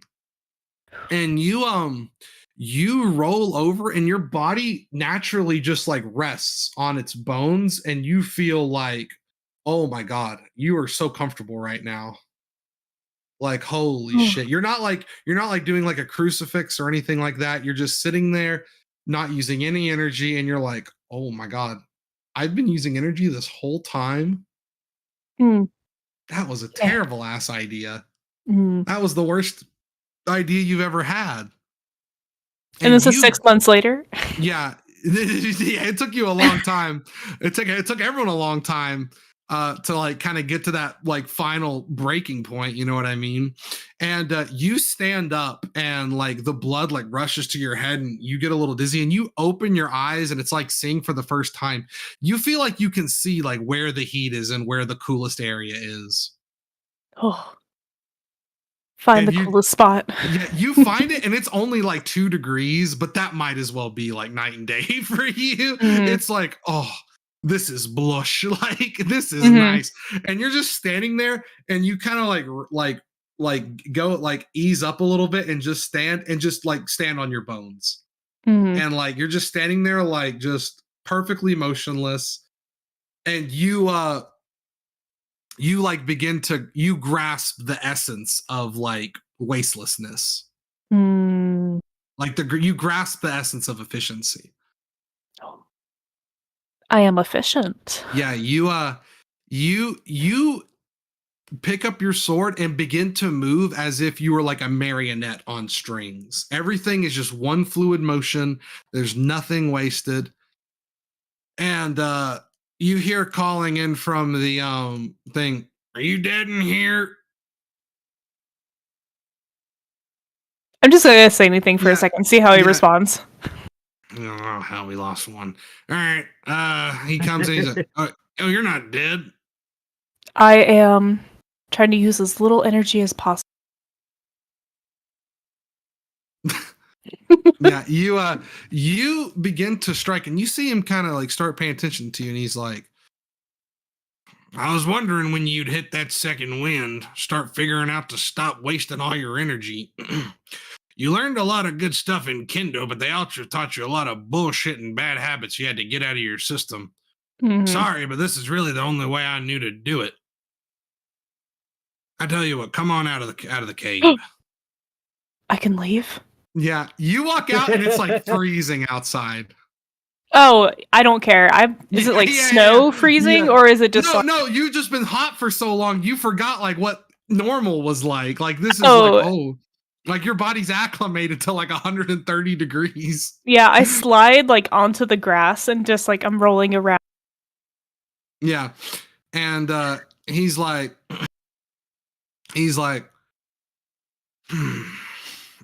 I wouldn't exactly call it laziness, but there is a way of doing things that is just more comfortable to everybody. You know what I mean? I do. Could you do me a favor? Could you pair up with the others and get the wasted movements out of them, get them to be more efficient like that? Yeah, I can do that. Can I take them to the cave? Yeah, take them wherever you need to. And he's like, as a matter of fact, gather up all your friends. I gotta talk to them. Just gather them all up from the disparate little areas and bring them up to the onsen. We're gonna have us another soak. I want to very much not be in this. I would like to not be in boiling hot water. And can we just go down to like the river or something? I'm just gonna sit on the side. Maybe the Arctic. Yeah. What day is it, by the way? Just out of curiosity. You have no idea. Okay. It could not be Sunday. There's a 6 out of 7 chance. Yeah. It could not be. He's just gonna be like every 7 days. Take a chill pill. But he gathers. Oh wait, we're missing Josh. Well, yeah, he said he went to the store to get some cigarettes. Oh, okay. Well, I guess we will convene for a moment. We'll take a 5 to 7. So, anyone watching on Twitch or anything like that, cut. After this, this is no longer D&D. This is us just bullshitting. So yeah, this is Is us somewhere here. Mm-hmm. Break time. So I may be working on a model or something. What, like Hero Forge or? No. Oh, Oh, wow. shit, he's back. Hey, look, there he is. Just got back. Damn. Hey, look at that. Yeah. And we're back. Yeah, I was listening. Man, I wanted to see your VTuber reveal, Alex. Oh, Oh, you're a Lord. VTuber now? Jesus No. Christ. One of us. One of us. See, when I do a thing, everybody takes it. Yep, you're a trendsetter, Anna. I've gotta get the model better though. It's not where I want it. So, Josh, Yes. everyone's little individualized training finished, and he's having you all meet back up at the onsen. Oh, I was listening. Oh, well, good deal. Yeah, you guys are all back up at the onsen. I'm staying next to Jack's bed. Mm-hmm. I ain't moving. He's like, it'll do him some good. Bring him up here. Just be But- careful with his head. Bring him. He's knocked out. Yeah, but onsen have miraculous healing properties, and he'll probably be good in like a shorter amount of time than he otherwise would be if you just bring him up So- here. You want me to put him in the water while he's knocked out? Yeah, just don't put his head under. I mean, shit, exercise caution. Look, man, samurais have been using these onsen, these hot springs for generations to heal their broken and battered bodies, in addition to newer demon slayers. So, I mean, the proof is in the I don't know the science. I just know the effect the fucking thing has. All right. I'll strap him to my There's back. multivitamins and Flintstones gummies in there or something. I don't know what it is. I like What's the Flintstone gummy? You'll learn when you integrate back into society. Oh. Every morning he has like a wheelbarrow, just like puts them in there. They just melt down into the water. Throwing the vitamins in himself. Mm-hmm. We get up there. Why does it smell all minerally and chalky? Why is this water so sticky? Why is it Oh, man. No, damn. Why is it purple? That's pure Demon Slayer lean. What is lean? Oh, y'all ain't got that shit over here in Japan. We do. That's pure Tanjiro. That's pure Tanjiro scissor right there. No, come on, man. But you guys, Josh fucking bounced again. I'm sure He has he's his headset though. on. Yeah. Okay. Yeah. Okay, he so- hears us. Yeah, so you guys are up there, and he's like, you guys have all made plenty of progress in your training. So we're going to change it up a little bit. There's going to be some new and exciting opportunities for all of you. Woo! From I here on out, start high-fiving people. I give you like the most solid high five I've ever given anyone. I don't move. I let you come to which me. is not true. All of you are so fucking tired. I don't think I've ever high fived anyone though. Oh, probably. Yeah. Yeah, that's That's granted. the catch. Yeah. So he goes, from here on out, until you guys I'm happy with you guys. Your physical training and exercises will be your physical training, diets and exercises will be administered by Raiden and Go-Go. Oh, That's me. Uh-oh. Hold on. I look down at Gogo's hands and I look at my hands. Just a sheer look of horror. You look at her hands and it's like you. She looks at her hands and it's like when the Strangler from SpongeBob, the Tattletale Strangler. I hope her hands are dirty. Don't worry, Pizza. We're gonna fix your little baby hands. And he goes, moving on. To get you all more accustomed to swinging the sword around and getting your technique under control, Kaido and Kuriyami are going to be helping you get that underway. Finally, to get your minds trained properly on how to approach a battle, Miss Hotaru and Mr. Billy are going to be taking over that. Hey. Yes, sir. You guys have a good night. And he assigns you all a day, essentially, out of the week. And then Sunday, you guys all have to rest. So what this means actually is your training actually increased, because used to was you got like Tuesdays and Fridays off, and now you only get Sundays off. Oh, thank So God. your training, Get more training. Your training has only gotten harder. See, well, I'd like to think that some people think that the breathing day is going to be easy. Kuriyami knows. Kuriyami knows. Yeah. Kick their ass. Yeah, Kuriyami is just waiting to see what everybody else is gonna do when they try their breathing, because that shit ain't no joke. I think I'm the only person so far who's pulled off a breathing art. Yeah. Yeah. Well, out of the two that's tried, yeah. The day turns over. Let's see whose training is first. Everyone find your way to the rolls. To the rolls. Every night I sleep with a big bundle of sticks. And waiting for my day. It is not my day. Every morning, I feel like that should mean it is your day. Every morning, I pick a new person to wake up with me earlier, and they help me prepare breakfast. Hell yeah, that's fair. Okay. Oh man, Anna wants this shit Wow. bad. Oh my God. What are these rolls? What the hell? I beat y'all. The twin-tailed comet. Haley comes in with the stealing victory from the jaws of defeat. Haley, it is your day to teach them to not be such wasteless piggies and to chill the fuck out and be as lazy and efficient as possible. I hate this. Haley, the floor is yours. Okay. All right, so it's morning time. It's dawn. Yeah. And I think I'm just going to wait in the shadows of the room. And every time somebody tries to get up, I'm going to take my sword, like sheathed. Yeah. And I'm going to swipe at their legs and to get them to go back in bed. Oh, shit. Right, You're enforcing sleep I am enforcing or laying down. I'm enforcing sleep until 10 o'clock. Hey, and then we'll begin James, our training. Yes. Can I wake up and look in the corner and see her in the corner? Oh, I'm hiding. Yes. People with eyesight can see her. Okay. I look over there. I say, hey, Hotaru.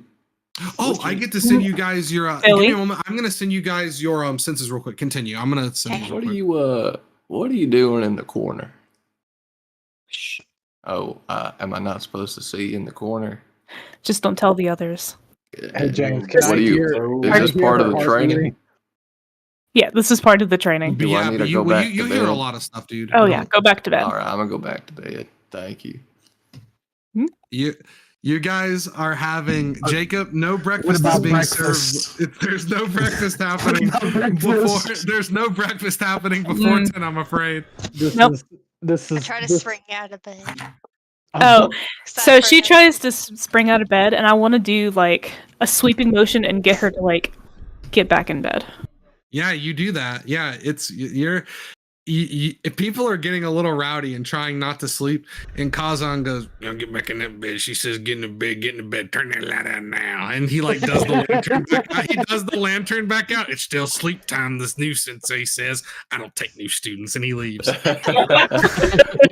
And I do take new students. Wait, Sensei Hotaru, he said that Sunday was the only next resting day.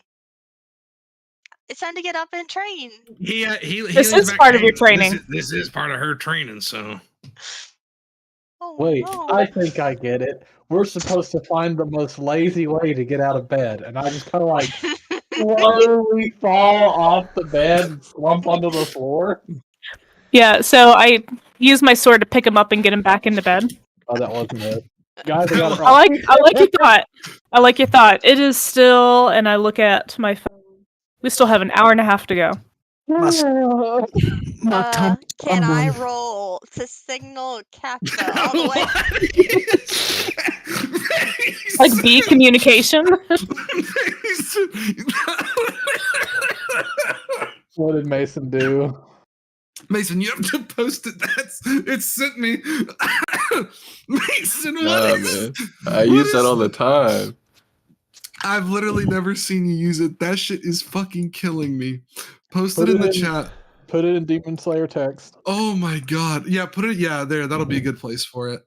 Oh, I'm just gonna put it in the VC chat. Okay, that's fine too. Oh my god. Oh, yeah. I love that. I've never seen it before. That shit is sending me. I didn't know it was chill like that. Dapping up, Woody. My boy. Look, he's got the fucking RC controller. I'm so weak. Oh my god. Okay. Be cool. Yeah, everybody be cool. All right, there's hers. Mm-hmm. Oh, I sent you the wrong one, Anna. Yeah, I was like, yeah. I said that was meant for someone else. I'll come back to you. Yeah. So this one was meant for. So I'm definitely like Kakashi. Like I'm reading a manga while I'm doing all these things. Oh shit! Okay. To psychic link with Kappa to send help and please come and get me. Psychic link. We are one and the same, and obviously Hatara has gone mad with power. She knows nothing yet. Hey, does Hutaru read like under her breath? Does she read out loud? Oh, every once in a while she'll be like, "Huh, he did what?" She doesn't read out loud. No, not really. Damn it! I can feel myself getting smaller. I look over to Raiden and I mouth the words, "We have to do something." I think she can't make us all sleep. I'm over there. I'm like sucking on my pillow. Oh Jesus, he's fucking regressing. I mouth the words, "Can you stop that? It sounds really gross." Like a dog licking his butt. Oh my. I realized that I may have armored my body, but I didn't armor my mind. Please make this stop. Nope, we still have 45 minutes to go. Dang it. I just do some breathing. I summon my Quan. It looks like I'm having sleep for dinner. It's like I'm having sleep for breakfast. I'm gonna try my best to go back to sleep so my stomach stops hurting. There you go. There you go. Shit, that's a dope ass skill. Mrs. Taru, his stomach's growling. Can we get up? Nope, not yet. Finally, 10 a.m. rolls around. Yep, 10 a.m. rolls around, and I open up the shutters. Yep. The door, let the light in. I'm immediately out of my bed and gone. No, you can't. You go out there. You go out there, and Kazan's like, "Where are you headed, son?" No, I would like to try to go back in there. It's very rude to walk out on your sensei like that. Right. Sorry, I got excited. Wait, I need to go get Kappa. Oh, don't worry, I brought him. He's right here, and he stands triumphantly out of the bucket. And you hear he goes me, and Anna, you hear it. And he's like, "I'm here to save you." God, what the fuck is wrong with us guys? We can't handle 2 hours of sleep. What the fuck, man? You guys have been so psychologically fucking tormented over the past couple of months that sleeping in for 2 hours is like fucking breaking you. It's too much. No, anytime any of them try to leave the room too fast, like want to try to trip them. Oh yeah. I like to stop them. Did she make trip them me slow then? down? Oh yeah, you eat ass. Fuck, Yeah, I don't even get to roll. She's quick. I tried to I like don't know. Scooby Doo it over to the like cooking pot. You scoot. Is it a fast scoot?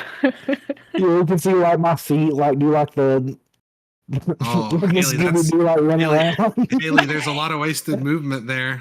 Oh, there is. So, guess this is like some of my training. Because how am I going to knock this guy down? Punch big. I look up at Kappa and I'm like, hey, can you hit me with your tail? a Well, little bit? you know that he has a lot of wasted movement right now. Maybe you can use that against him. Ooh. And just to be clear, Kuriyami's just laying in bed, watching all of this unfold, and just He's got it. observing and trying to plot his next move and how he's gonna get out to the wood to chop it. Oh, I'm going to. I'll be right back. Continue. I'm just gonna go grab a drink. Okay. So, Jacob, for you, for Raiden, I'm going to grab like a bottle of oil Oh no. and I'm going to pour it on the ground. Oh no, As you were screaming by. it's a trap. Wait, I have a brilliant idea. I slip and slide with the oil to the kitchen. Oh, he's doing it, guys. I He's understand doing the assignment now. Slip and slide. Least amount of it. Gonna say it better myself. I hit the oil and I still don't understand the teaching, so I'm just like ice skating almost, trying not to hit the ground. I poured oil on the ground. Yeah, she poured oil on the ground. I came back. Oh shit, Jacob's slipping? Jacob slipping, and I was like, I understand what I must do, and I used it as a slip and slide. it. He did.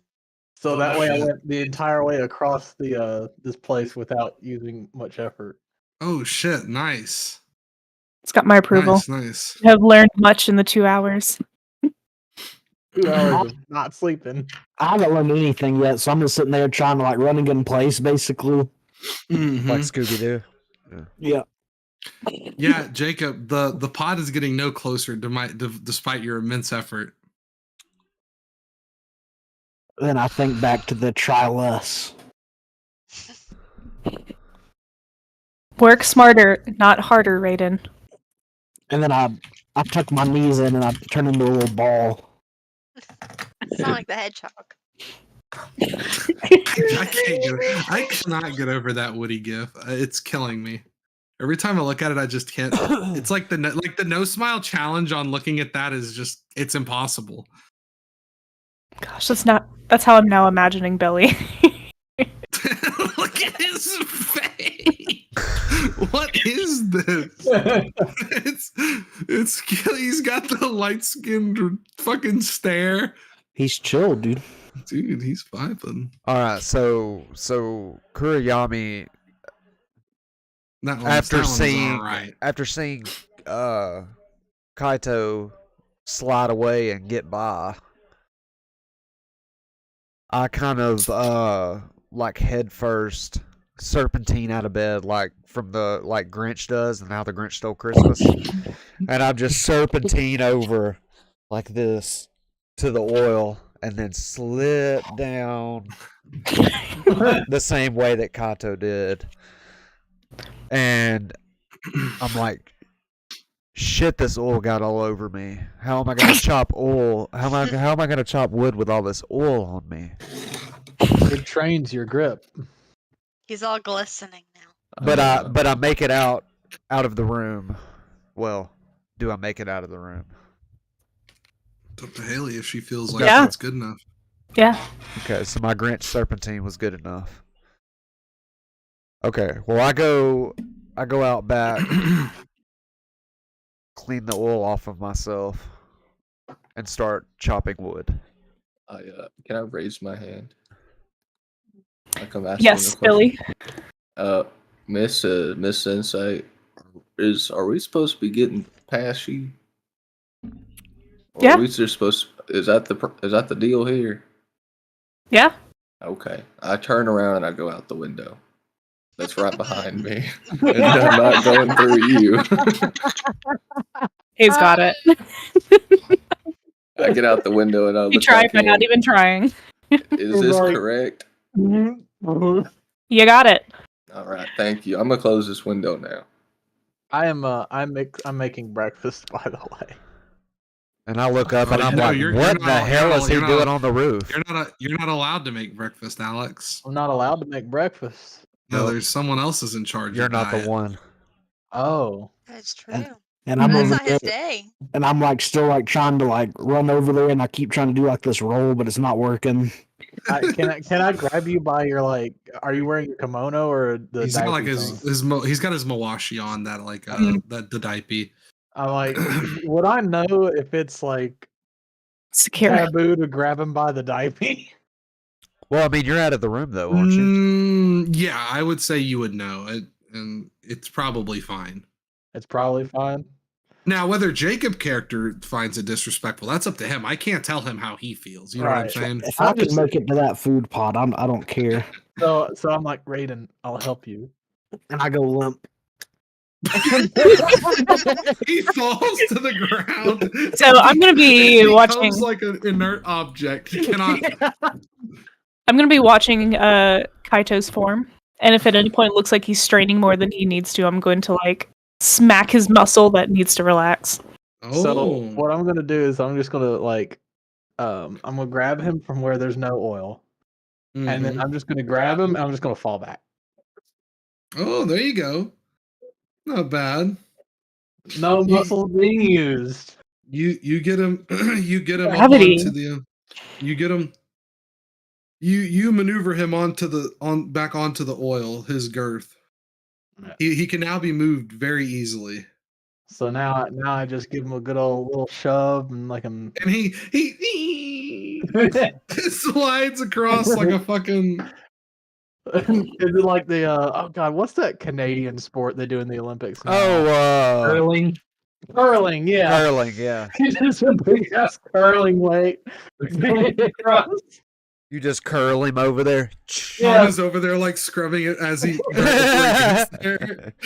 spreading the wool out. Yeah. To make sure there's enough for him.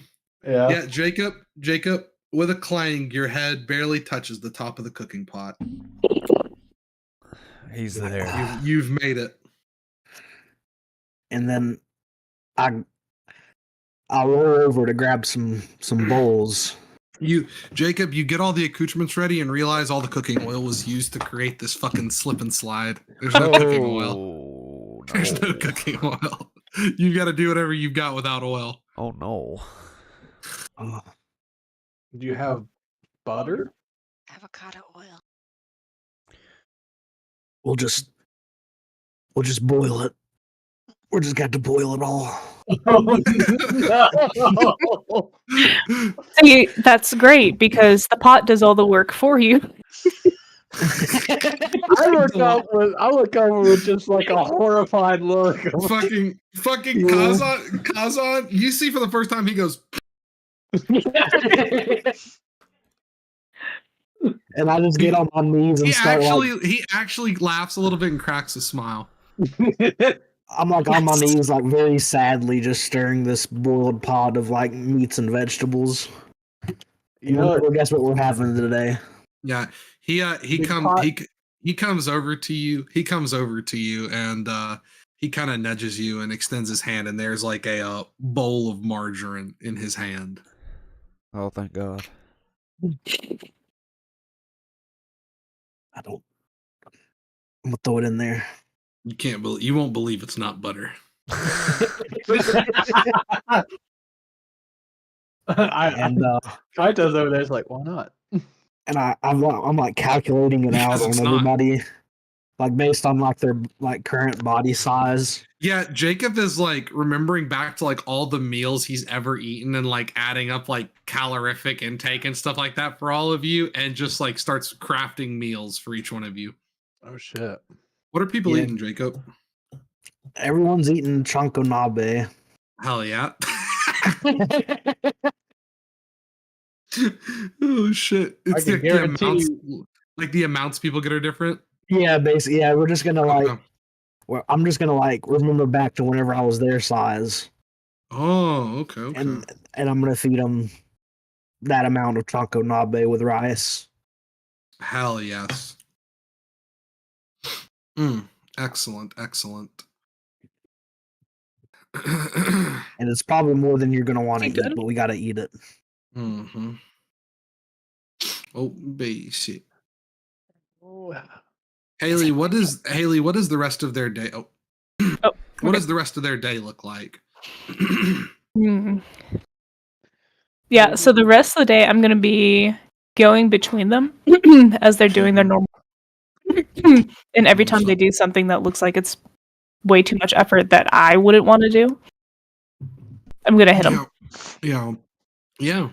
I have one pass because she hasn't done any breathing techniques yet. So I have this one day I can do my breathing techniques without her knowing. It's really hard.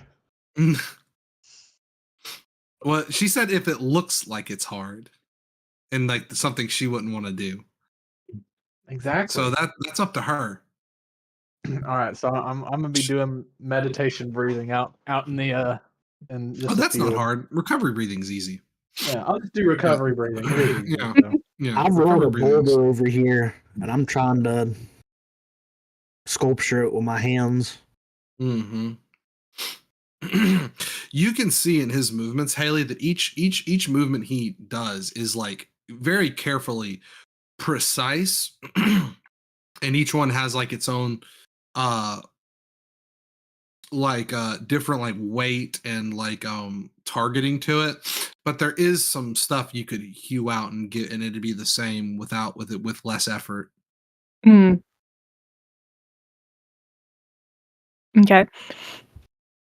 so I will, like with that, I'm just gonna be like grabbing his muscle and kind of like helping him. Yeah, she's showing you this, Jacob, and it's actually helping a lot. Like you're realizing it's not fundamentally changing anything other than like the amount of like proportional energy you have to use, and it's nice. I'm trying my best to learn. It feels like you're able to go longer than you otherwise would. And now every time I hit the boulder, I go, "Yes, sensei. Yes, sensei. Yes, sensei." Miss Sensei. You mind if I grab a cup of coffee, go to the bath real quick? Sure. All right, I'm gonna go do that now. Goodbye. Goodbye. I go take Billy a Bob, bath. what are you about to do? Oh, okay. He just goes and takes a bath. Okay.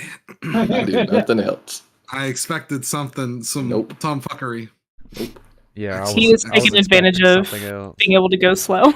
Oh yeah. Well, after a while, after everyone has had a relatively easy day of just getting their normal workouts done as quickly and as efficiently and easily as possible, you guys go to bed and you actually don't feel like dying. Look at us. Nice. I did most of the day recovery breathing. I must feel way better. And then the next day starts, and oh boy, is go ready. I wake up early and I get Go up so we can make breakfast. Oh, don't worry. I know your sleep schedule. I got you up first. Oh. It's okay. Oh no. I got a really big stick for him. I kind of like determined the size of him, and I'm like, yeah, we're gonna need a big stick. He needs this stick, and you get You get the Two-handed. you go out and get the Turbo They Switch qualify it 9000. as a log. Yeah, you get the you go out and get the Turbo Switch 9000 and bring it back in. And This is how you wake me up. We gotta train, Raiden. We gotta train. I gotta make you strong so you can be somebody. Jesus. Well, I get him. Like I'm playing like the drums basically on like I'm like getting you're just hitting his shit. Like sometimes it feels good and then other times you realize nope, this is not good. Yeah, there doesn't really seem to be any rhyme or reason to it, Jacob. She's just hitting you with a stick and it does not feel good. This is like I was asleep and I just start getting hit with a stick. Yeah. Yeah. Oh shit! Jesus. Oh, stop, please. Please, you guys all wake up hearing this. You guys all wake up and see Go-Go beating the fucking dog piss out of poor Raiden. Who's next? I guess I'm up next. Go ahead and start doing it. I'll take my shirt off and everything. All right, I'm ready. Are we really gonna let everyone's this girl trauma beat the shit coming out of out? us? Go ahead and do it. You're goddamn right. You're gonna let her beat the shit out of you. Her day, her rules. She's the new sensei. See Kappa come out of the hair. He's got little sticks too. He says her day, her rules. She's the sensei. Something students. And he leaves. Something students. Thank you, Sensei. Okay, Daniel-san, let's get this going. Daniel-san! You're all Daniel-san? Today, y'all are all Daniel-san. All right. Yes, Sensei. Who's Daniel? Daniel LaRusso from Karate Kid. Oh, she never watched it. Oh boy. Oh, here she goes. You shouldn't ask that. The Gear Wars. So as this is happening, as I'm hitting on Billy, Go-Go has now started playing an audio recording of the Karate Kid. Oh my god. She has the one with the audio descriptions for the blind people. Hey, Sensei Go-Go. Yeah. May I ask why I'm being beat with a stick? Well, you see, I gotta make your bones strong. Because if your bones are strong, then nobody can hit you. Armor is heavy. So if I can make it so that the armor's on the inside, then it's a lot easier for the both of us. Sounds good. Well, now that y'all two have been initiated, and I hand both Raiden and Billy a stick. You guys are like throbbing, like where she's been hitting you. There are like red marks on your shit. Teach your fellow students how it's done. All right. Raiden has this fucking club in his hand. I'm like, Raiden, Just a black figure above you with like red eyes. I'm just gonna go to position myself near Billy. So I can ensure. I feel like a cold Tara's like sitting there, her eyes are like darting around and she sees like the trajectory of the stick, and you see her, she's like trying to like maneuver her body ever so slightly to take this as like safely as possible. Hold on. Wait, who am I beating with the stick? Yeah, you gotta decide because y'all can tag team this and I'll take somebody else, but I mean Hey, Raiden, can we have a gentleman's agreement so I can have Kaito? Oh, by the way, each other is also on the table. Right. Thank you. Wait, hold on, Billy. What's this about, Billy? Hold on. You have them on the table? They have to lay there? You might want to close your eyes. Wait, what's this about? What's this pent-up aggression? Close your eyes. I go into a baseball swing. Oh! Anna, he is bastardizing Hojo Endo right now. Okay, time out, everybody. Time out. That is not how we do this. I have it like raised up in the air, like really high, about to come down on top of you. the idea is we are supposed to do numerous hits, but at the same time, we don't want to like do that. I'm over on the floor, fucking coughing. Quick my and lungs out. deliberate. That is the goal, like the drums of war. Come on, guys, think productive. Exactly, and I begin to hit Curiosity. He's sitting there. Oh yes, I love it. Like I'm Not not as bad afraid. as I thought it was gonna be. There's no way. There's no way he's not human. And as the other two are beating up on Kaito, I have Kappa hitting Hataru. No. Oh my god!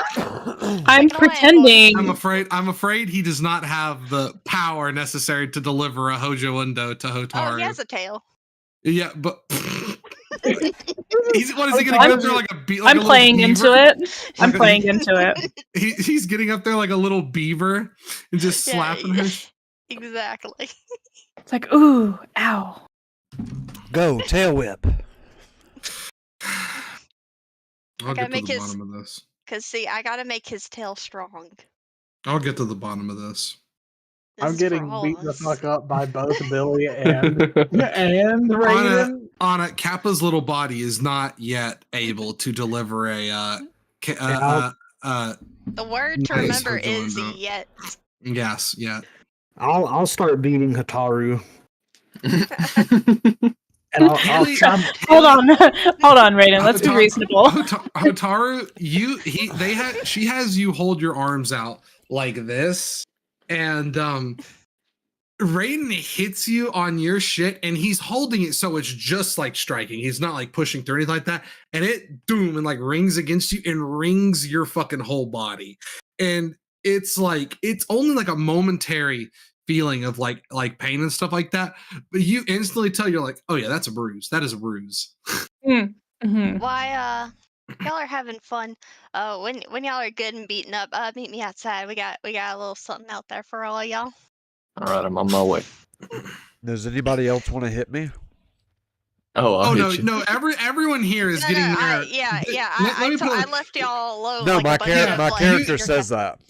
Okay. No. And what I'm saying is, what occurs in this fucking cabin looks like the world's most fucked up rendition of "That's My Horse" or something like that.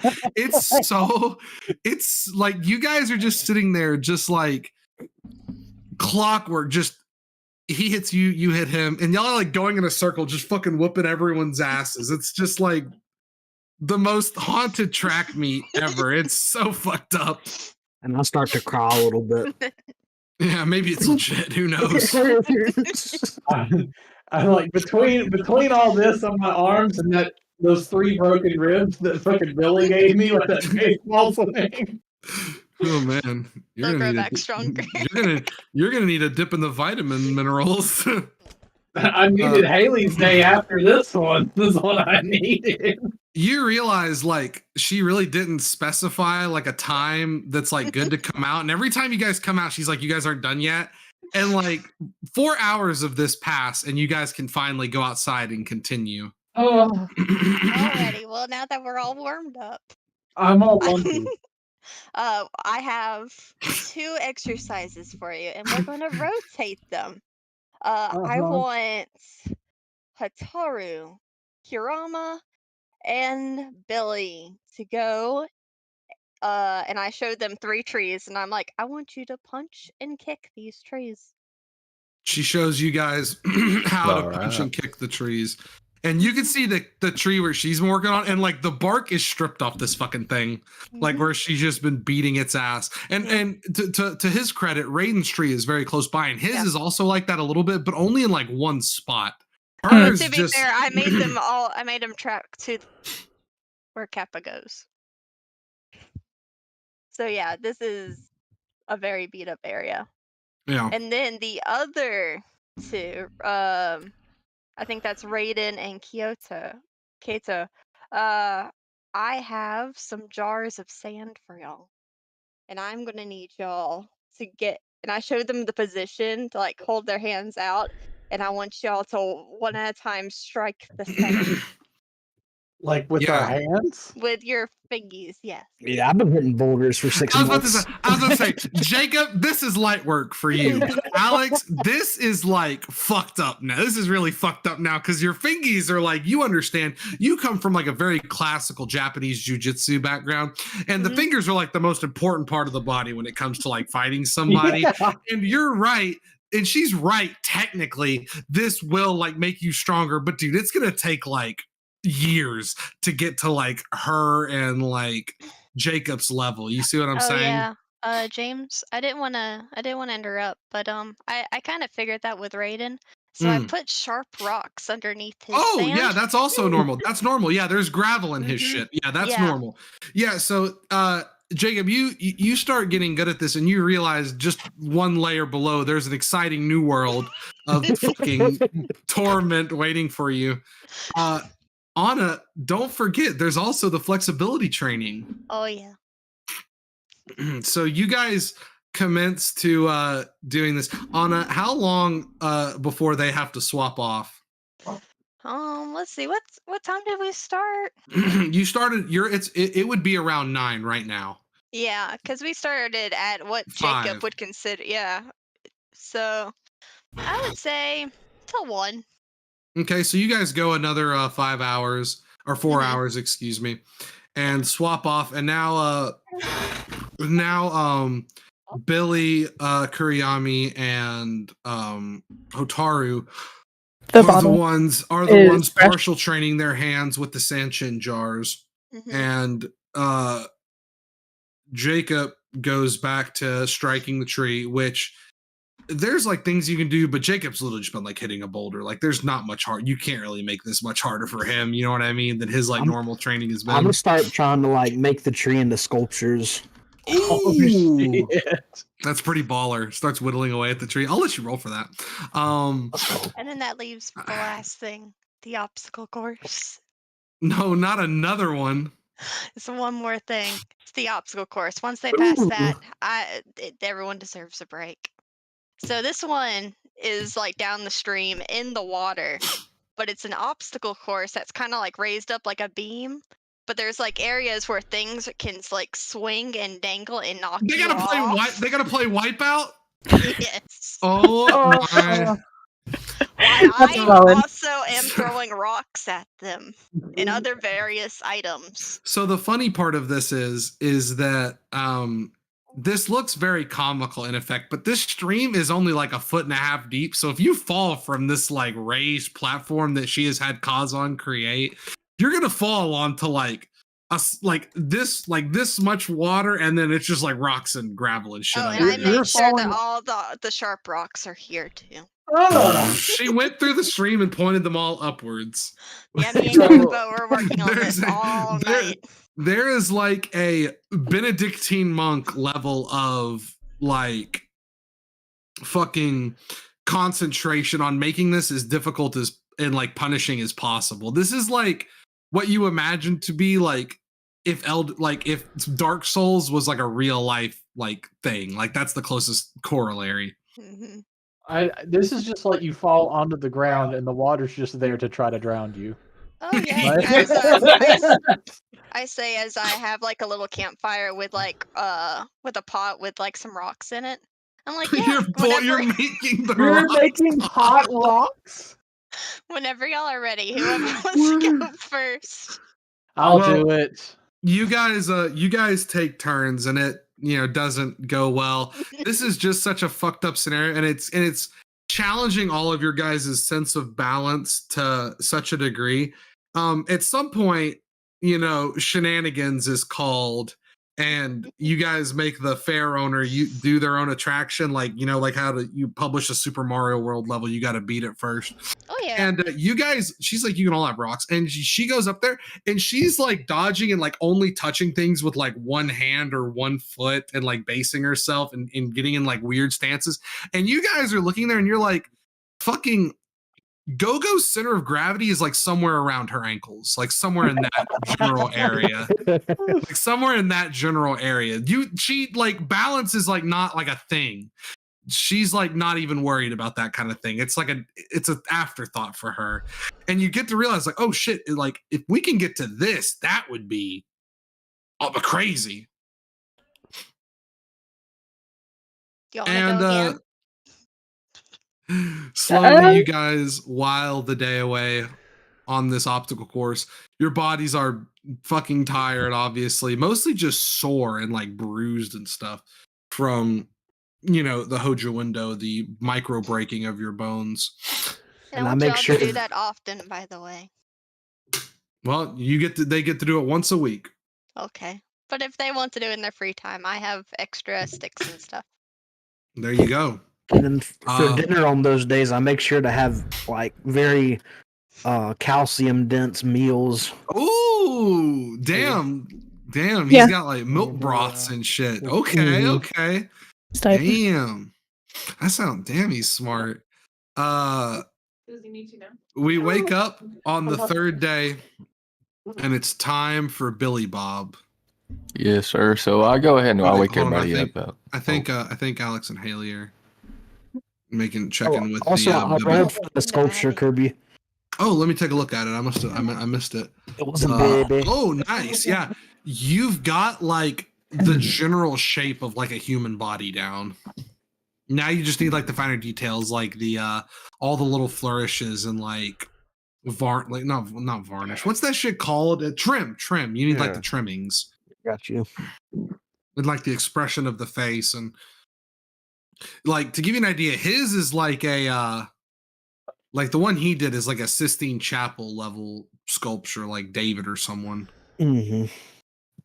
I wonder if I can find you no, I don't think I can find you a picture. Maybe I can. Maybe I can find you a picture of it.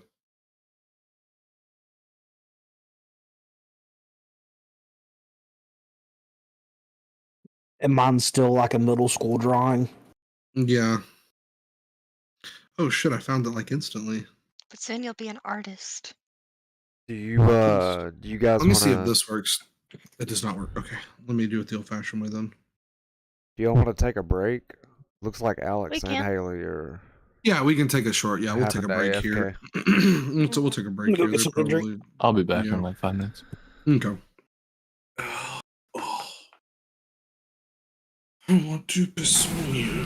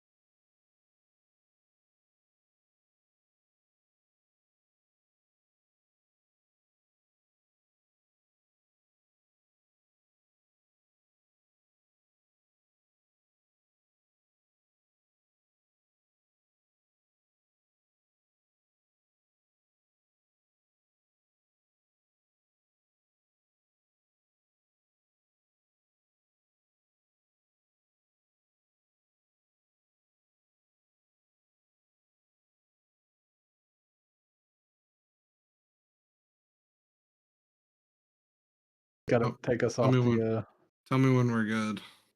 We are good. All right, and we're back. So we now return. You all. So I'm going. You all wake up on Billy's day. Excuse me. Bless you. Y'all wake up at a bright and early 2:00 in the morning. What the fuck? I grab you. It's just what's so fucked up is it's just become like this. It gets Hold earlier on. and earlier. This is a This reason. There's a contest. reason to this. Okay. This is an easy day, but I need y'all up early. So I wake everybody up. They got to get outside quick. I get them all outside as quick as possible. Okay. I'm outside first. I'm outside dead last. When's That's fine. breakfast? As long as we're outside. I look at all of them. I grab my bag. I reach into it. I go up to each and every one of y'all. Yeah. I give y'all a sling. Y'all each get a sling. Whoa. Here's a sling for you. Here's a sling for you. Here's a sling for you. For like Now, our arms when we break It's them. the things that you throw rocks with. Oh, slingshot. Oh, I'm good at those. Yep. No, not a slingshot, a sling. Yeah, Yep. like original sling. Yep. Yeah. Shooting Now. a slingshot thing. Here's how the day will work, at least for the morning time. It is 2:00 in the morning right now. Critters are nice and active. Yeah. I need each of y'all to find our food for this morning. You can Okay. only get rabbits. That will be the only thing y'all can get. Oh. Now, Okay. y'all have until 10 o'clock this morning, so 8 hours. Now, if you excuse me, I'm going to go back to bed. Okay. There you go. Well, I mean, he's the sensei for the day, so let's get Yep. to it. Hopefully there will be like some meaning. This will Thank be like God I some have a Mr. spot. Mr. Miyagi type move where Yeah, all dark this and will make sense mysterious. here in a little bit. Yeah. Yeah. So, James, question. My ability that you gave me, would that work Yes. on these? I believe it would. Because it says all enemies. Yes. But I imagine. Yes. I will allow you to categorize these as enemies. Yeah. Okay. And my weapon proficiencies should matter with the sling, right? It's a weapon. Yeah. Josh, you can see like a rabbit's meridian and how to strike it with this thing. Me and Kappa are gonna go where rabbits usually hang out. Okay. Otaru and Raiden. I have no idea how to find a rabbit. I take Raiden with me. I can take you guys with me. It sounds like Go-Go's got Raiden, so if you want If to he take wants, but if you want to take either way, I know where they are. I can hear them. Yeah, I've been around them. I am gonna observe, try to find like other animals or like tracks, other stuff that may also be hunting. This is how I grew up, so Let's just all go together. I'm gonna grab the sling and I'm gonna say to everybody, okay, so who hasn't hunted before? I have not. I've not. I technically haven't. I mean, I've caught frogs and stuff. I've fished, but never hunted. I caught a bug once. Okay, so none of us are proficient at tracking. Nobody has had any training tracking animals. Well, I train with Kappa, and I get on all fours and I kind of go side to side. Damn, Mason's a genius. Mason perused the fucking skills, realized that no one in their right mind would ever takes tracking, and then was like, "Go track." We gotta learn. The punish. Okay. I mean, I have done a little bit of tracking before, but like I've only like read how to track demons. Not necessarily rabbits. Okay. What if you think of the rabbits as demons? Demon rabbits. I mean, I can hear the rabbits. Well, tracking is a little bit different, but I've seen my dad do it a lot. And this is kind of how we eat where I'm from. So if you guys want to, I can show you how to track and then I guess we can work together on taking the rabbit down. Yeah, that sounds like a good idea. Okay. Okay, so show us how to do it, oh fearless leader. Mm-hmm. I Kinda link Kappa so he knows where to go. Kind of start walking through the woods, keeping a good eye on the ground. Obviously, I know how to track. I don't have a tracking skill, but this is something that farmers you learn with. Yeah, I got you.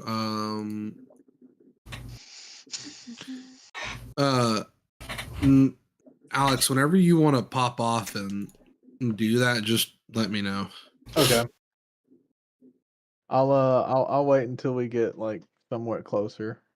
Until like I'd imagine like we go since Go has seen where they are, we could just go there first and then we can start tracking them. Yeah. I mean I literally hang out in the woods all day. That is what we do. So we'll go that, and you pick up some tracks, and then that'll point me in a direction. We'll go for a little bit, and then I'll try to listen for them. Yeah, we're gonna be relying on your hearing. My sight is really good, but my hearing not so much. So I can find where the rabbits have been and are essentially going, but it's gonna be up to one of the more hearing apt guys amongst us to get an exact lock on where they are. I can feel them under my toes. All right, so let's get going then.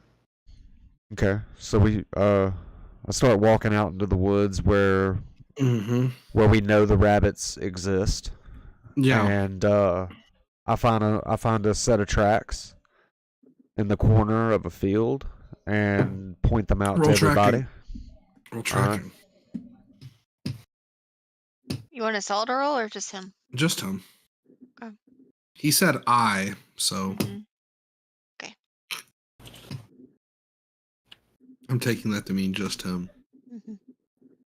That's a fairly average roll. You find some tracks. Okay. So I point them out to everybody, and I'm like, okay, I found us a starting point. Okay.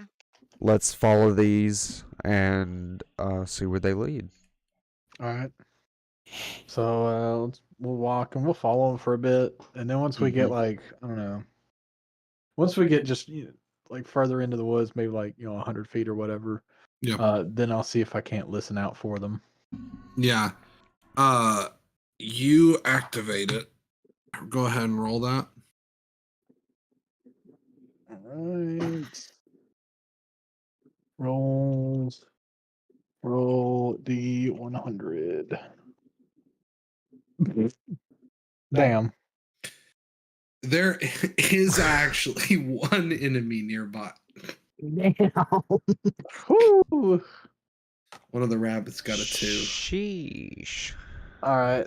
So you know where it's at. You're like it's like right over there in that bush, not moving, looking at you guys. It's right there. I just point. I don't say anything. I just point. Yeah. I'm gonna try to stealth up to it. I'm God. Like, hey, before he does, he's well. Have faith in him.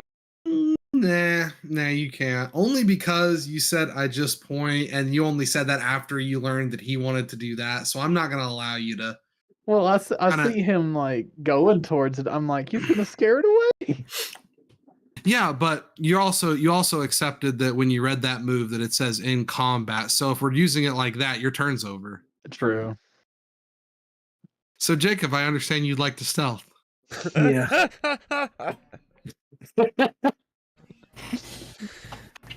Oh dear God. I believe in you.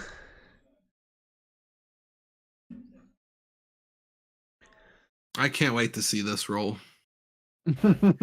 Please 20 it. Please 20 it. Let these haters hate. Yeah. So wait, what did you get? A 7. which is actually lower than. But you see him, and he's like, buddy. "Your time is up, little rabbit!" And he's like stomping towards it, yelling. And the rabbit just leaves. It just hauls off into the woods. You guys have a chance to hit it, but it's a lot harder now. I mean, we gotta try. Yeah. So can I roll for a meridian strike? Oh yeah. Oh yeah. I might. So you actually cannot access the meridians currently. The meridian is locked behind your is locked behind your secret world. Okay. But if you pay 3 red gems, I mean, it expedites everything. Yeah, I sell those in a pack of 2 for $5. Where's the e-store for this campaign? Look, true. I need to set that up. Cash App. Cash App. Oh man. So am I just rolling to hit, just to flat out? Yeah, it would flat be out rolled struck. hit, yeah. But but oh shit. What did he get? What did he roll? Okay. No. So, fuck. in good old Kuriami fashion, in good old Kuriami fashion, he goes, "Hey, don't worry, I got this." And he does this slinger round, and he does it, and it goes ping, ping, ping, ping, ping, ping, and it like bounces off a tree. And Mason, you guys see it hits like an invisible tripwire that's like randomly here from Mason's mountain path, and you all are like into a net. Oh shit! Mason, you hear a tripwire net go off in the woods. I go back to sleep with a smile on my face. You guys are all up there. Everyone roll. Everyone. Well, hold on. Everyone roll luck. Somebody's got to be under Jacob. Oh no! Shit. Oh no! Or Jacob's at the bottom. Unless Jacob's the unluckiest, and you all beat him. God. Yeah, there you go. Okay. I gave you a hope. I still need one from. That's a little better. Yeah, there you go. Terrence is our luck machine, man. All right, excellent. So the rope shoots up, and with your excellent roll of a 19, you find yourself still under Jacob's big ass body, Josh. Oh, that's great. Yeah. How lucky Welcome am to I? being. Well, yeah, you're cursed, all right. You're sitting there straining, like you've got like when you get out of the net, you're gonna have like a fishnet pattern on your just body, like on your face, from where he's like pressing you against this bullshit. Just sumo ass. Nothing but sumo ass. Just right to the head. Right to the face. Anna, you're gonna start biting your way through. Yeah, I got this, guys. Excellent. Does anybody smell Fritos? Or is that me? Anna, you go ahead and you don't gotta roll to bite it. You bite it, and but I'm holding on to it while you just do that, and then so yeah, you all fall out with a fucking. Well, I have a little bit more flavor to add to this because I was thinking about doing this. Yeah, it gets better. So as she's doing that, right before we fall, you hear me go, first form, lava breathing, and like the effect starts, and then we just. Oh, he was gonna try to get out. That would have been a terrible ass. That would have been bad. Yeah, he's like, we're trapped in the net. I gotta get us out with breathing. And you guys just all fall out of the thing with a thud. And then I land on top. Yeah, like you fall like Josh. It does that cartoon thing where like Josh falls and then Jacob's big ass falls on top of him, and then he's like, oh, and then like there's one more level of weight, which is Gogo falls on top of Raiden on top of Kuriyami. Do like a grand slam. And I'm like, you guys, son of a bitch. The rabbit hunting is not going to plan thus far. I think maybe we need to split up. These are wascally wabbits. Well, I think we are too big of a group, and I think we're scaring them all off. Or maybe we just don't stealth up on them. Go. Maybe we just don't do that. Maybe we should use the slings to hit them from a distance. I'll never hit one of these rabbits with these slings, guys. I'm gonna be honest. Jacob was like gonna strangle it with it, like a garrote wire. Yeah. You throw stuff with these slings? Go to sleep. Go to sleep. Yeah, so actually we're supposed to throw rocks with this piece of fabric, Raiden. We're not supposed this, to and I use it to hit Raiden with a rock. See? Oh shit, that hurt. That's Ow! Hey! that's how it works. We fucking work together. We don't play And together. I'm supposed to know how to do this? I only do that because you're my friend and I care about you. I'm trying to tell you guys, I don't understand this. I don't. Okay. I put a rock in. I like start swinging it around my head, and it falls out instantly. Okay. So Raiden, you'll just be an That observer. sounds like you're gonna go hungry today. Yeah, you're just an observer. You better hope someone gets 2 rabbits. All right. So has combat ended? Yeah, combat's over. All right. I'm going to like walk 100 paces that way. If anybody wants to come with me, I might find some more rabbits. Who knows? Me and Kappa are gonna axolotl crawl through the woods and see if we can field the rabbits. Okay, I'm gonna go I'll with. go with you, Kaito. Yeah, I'm gonna go with Kato, and help Okay. look for tracks. Okay. I'm gonna sneak around the forest and see if I can sneak up on a rabbit. All right. But both of y'all roll. Do I get a roll? Yeah, everyone that wants to roll. You can. Do you want me to roll my ability? How badly? If you want to bust it again, yeah. Yeah. Okay. All right. That's big. That's bigger. We're rolling at 100? No, he does. Oh, that's just Okay. my ability Okay. thing. Hold on. There's once again only one rabbit, and you hear it about 30 foot to like the west. I'm like, it's 30 feet that way. I'm getting low rolls tonight. Okay, Well, I see the rabbit know- that you're talking about. I think. Yeah, the story writes itself, Jacob. You're not good at sneaking. I took sneaking. He did. I hate it. I hate it. I hate it. He's speed and weight. In the shadow. He's sneaking. Wait. Sneaking. All right, you're gonna take aim at it, Josh. Yeah. Okay, going ahead.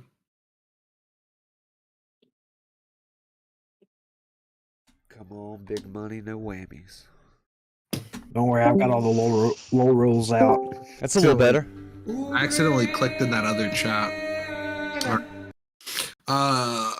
Let me. Oh, I gotta do like everything back. God damn it. Oh, yep. It's a little more better. Oh no. Okay, well, give me 1 second. I gotta roll something on my end here. Mm-hmm. Ooh. That's brutal. God damn it.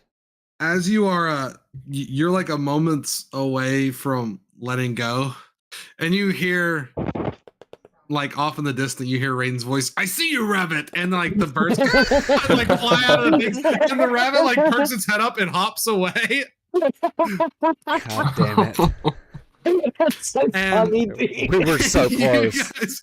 You guys pass the 7 hours and do not catch shit and return I didn't empty-handed. even see a rabbit.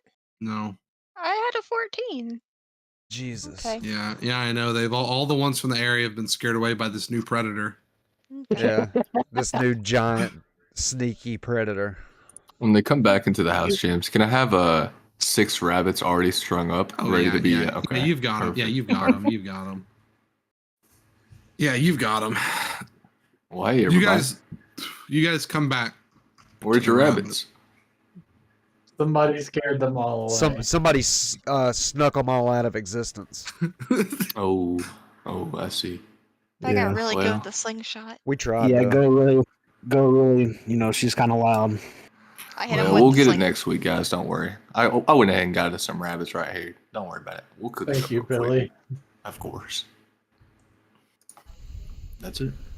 Who put the We're gonna be tripwire up? master trackers one day, though. Who put the tripwire up? Yeah, who did put that tripwire up? I'm just curious. Yeah. Oh, that was part of my training. Making tripwires? No, avoiding them. Oh. He just never tripped that one. He saw it and was like, "Oh, that's a tripwire."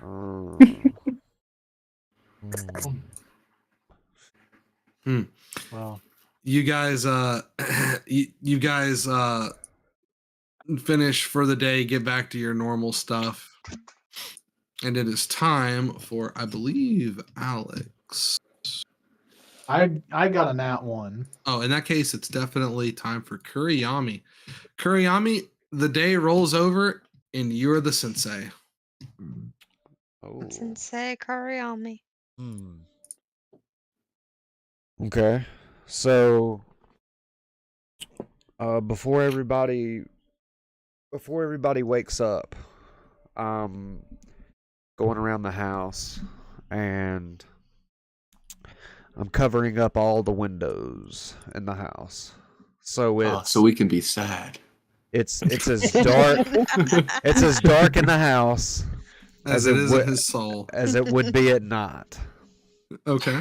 Okay. We're gonna hear rain noises. And I've brought a couple of logs into the house up to into our little bedroom area.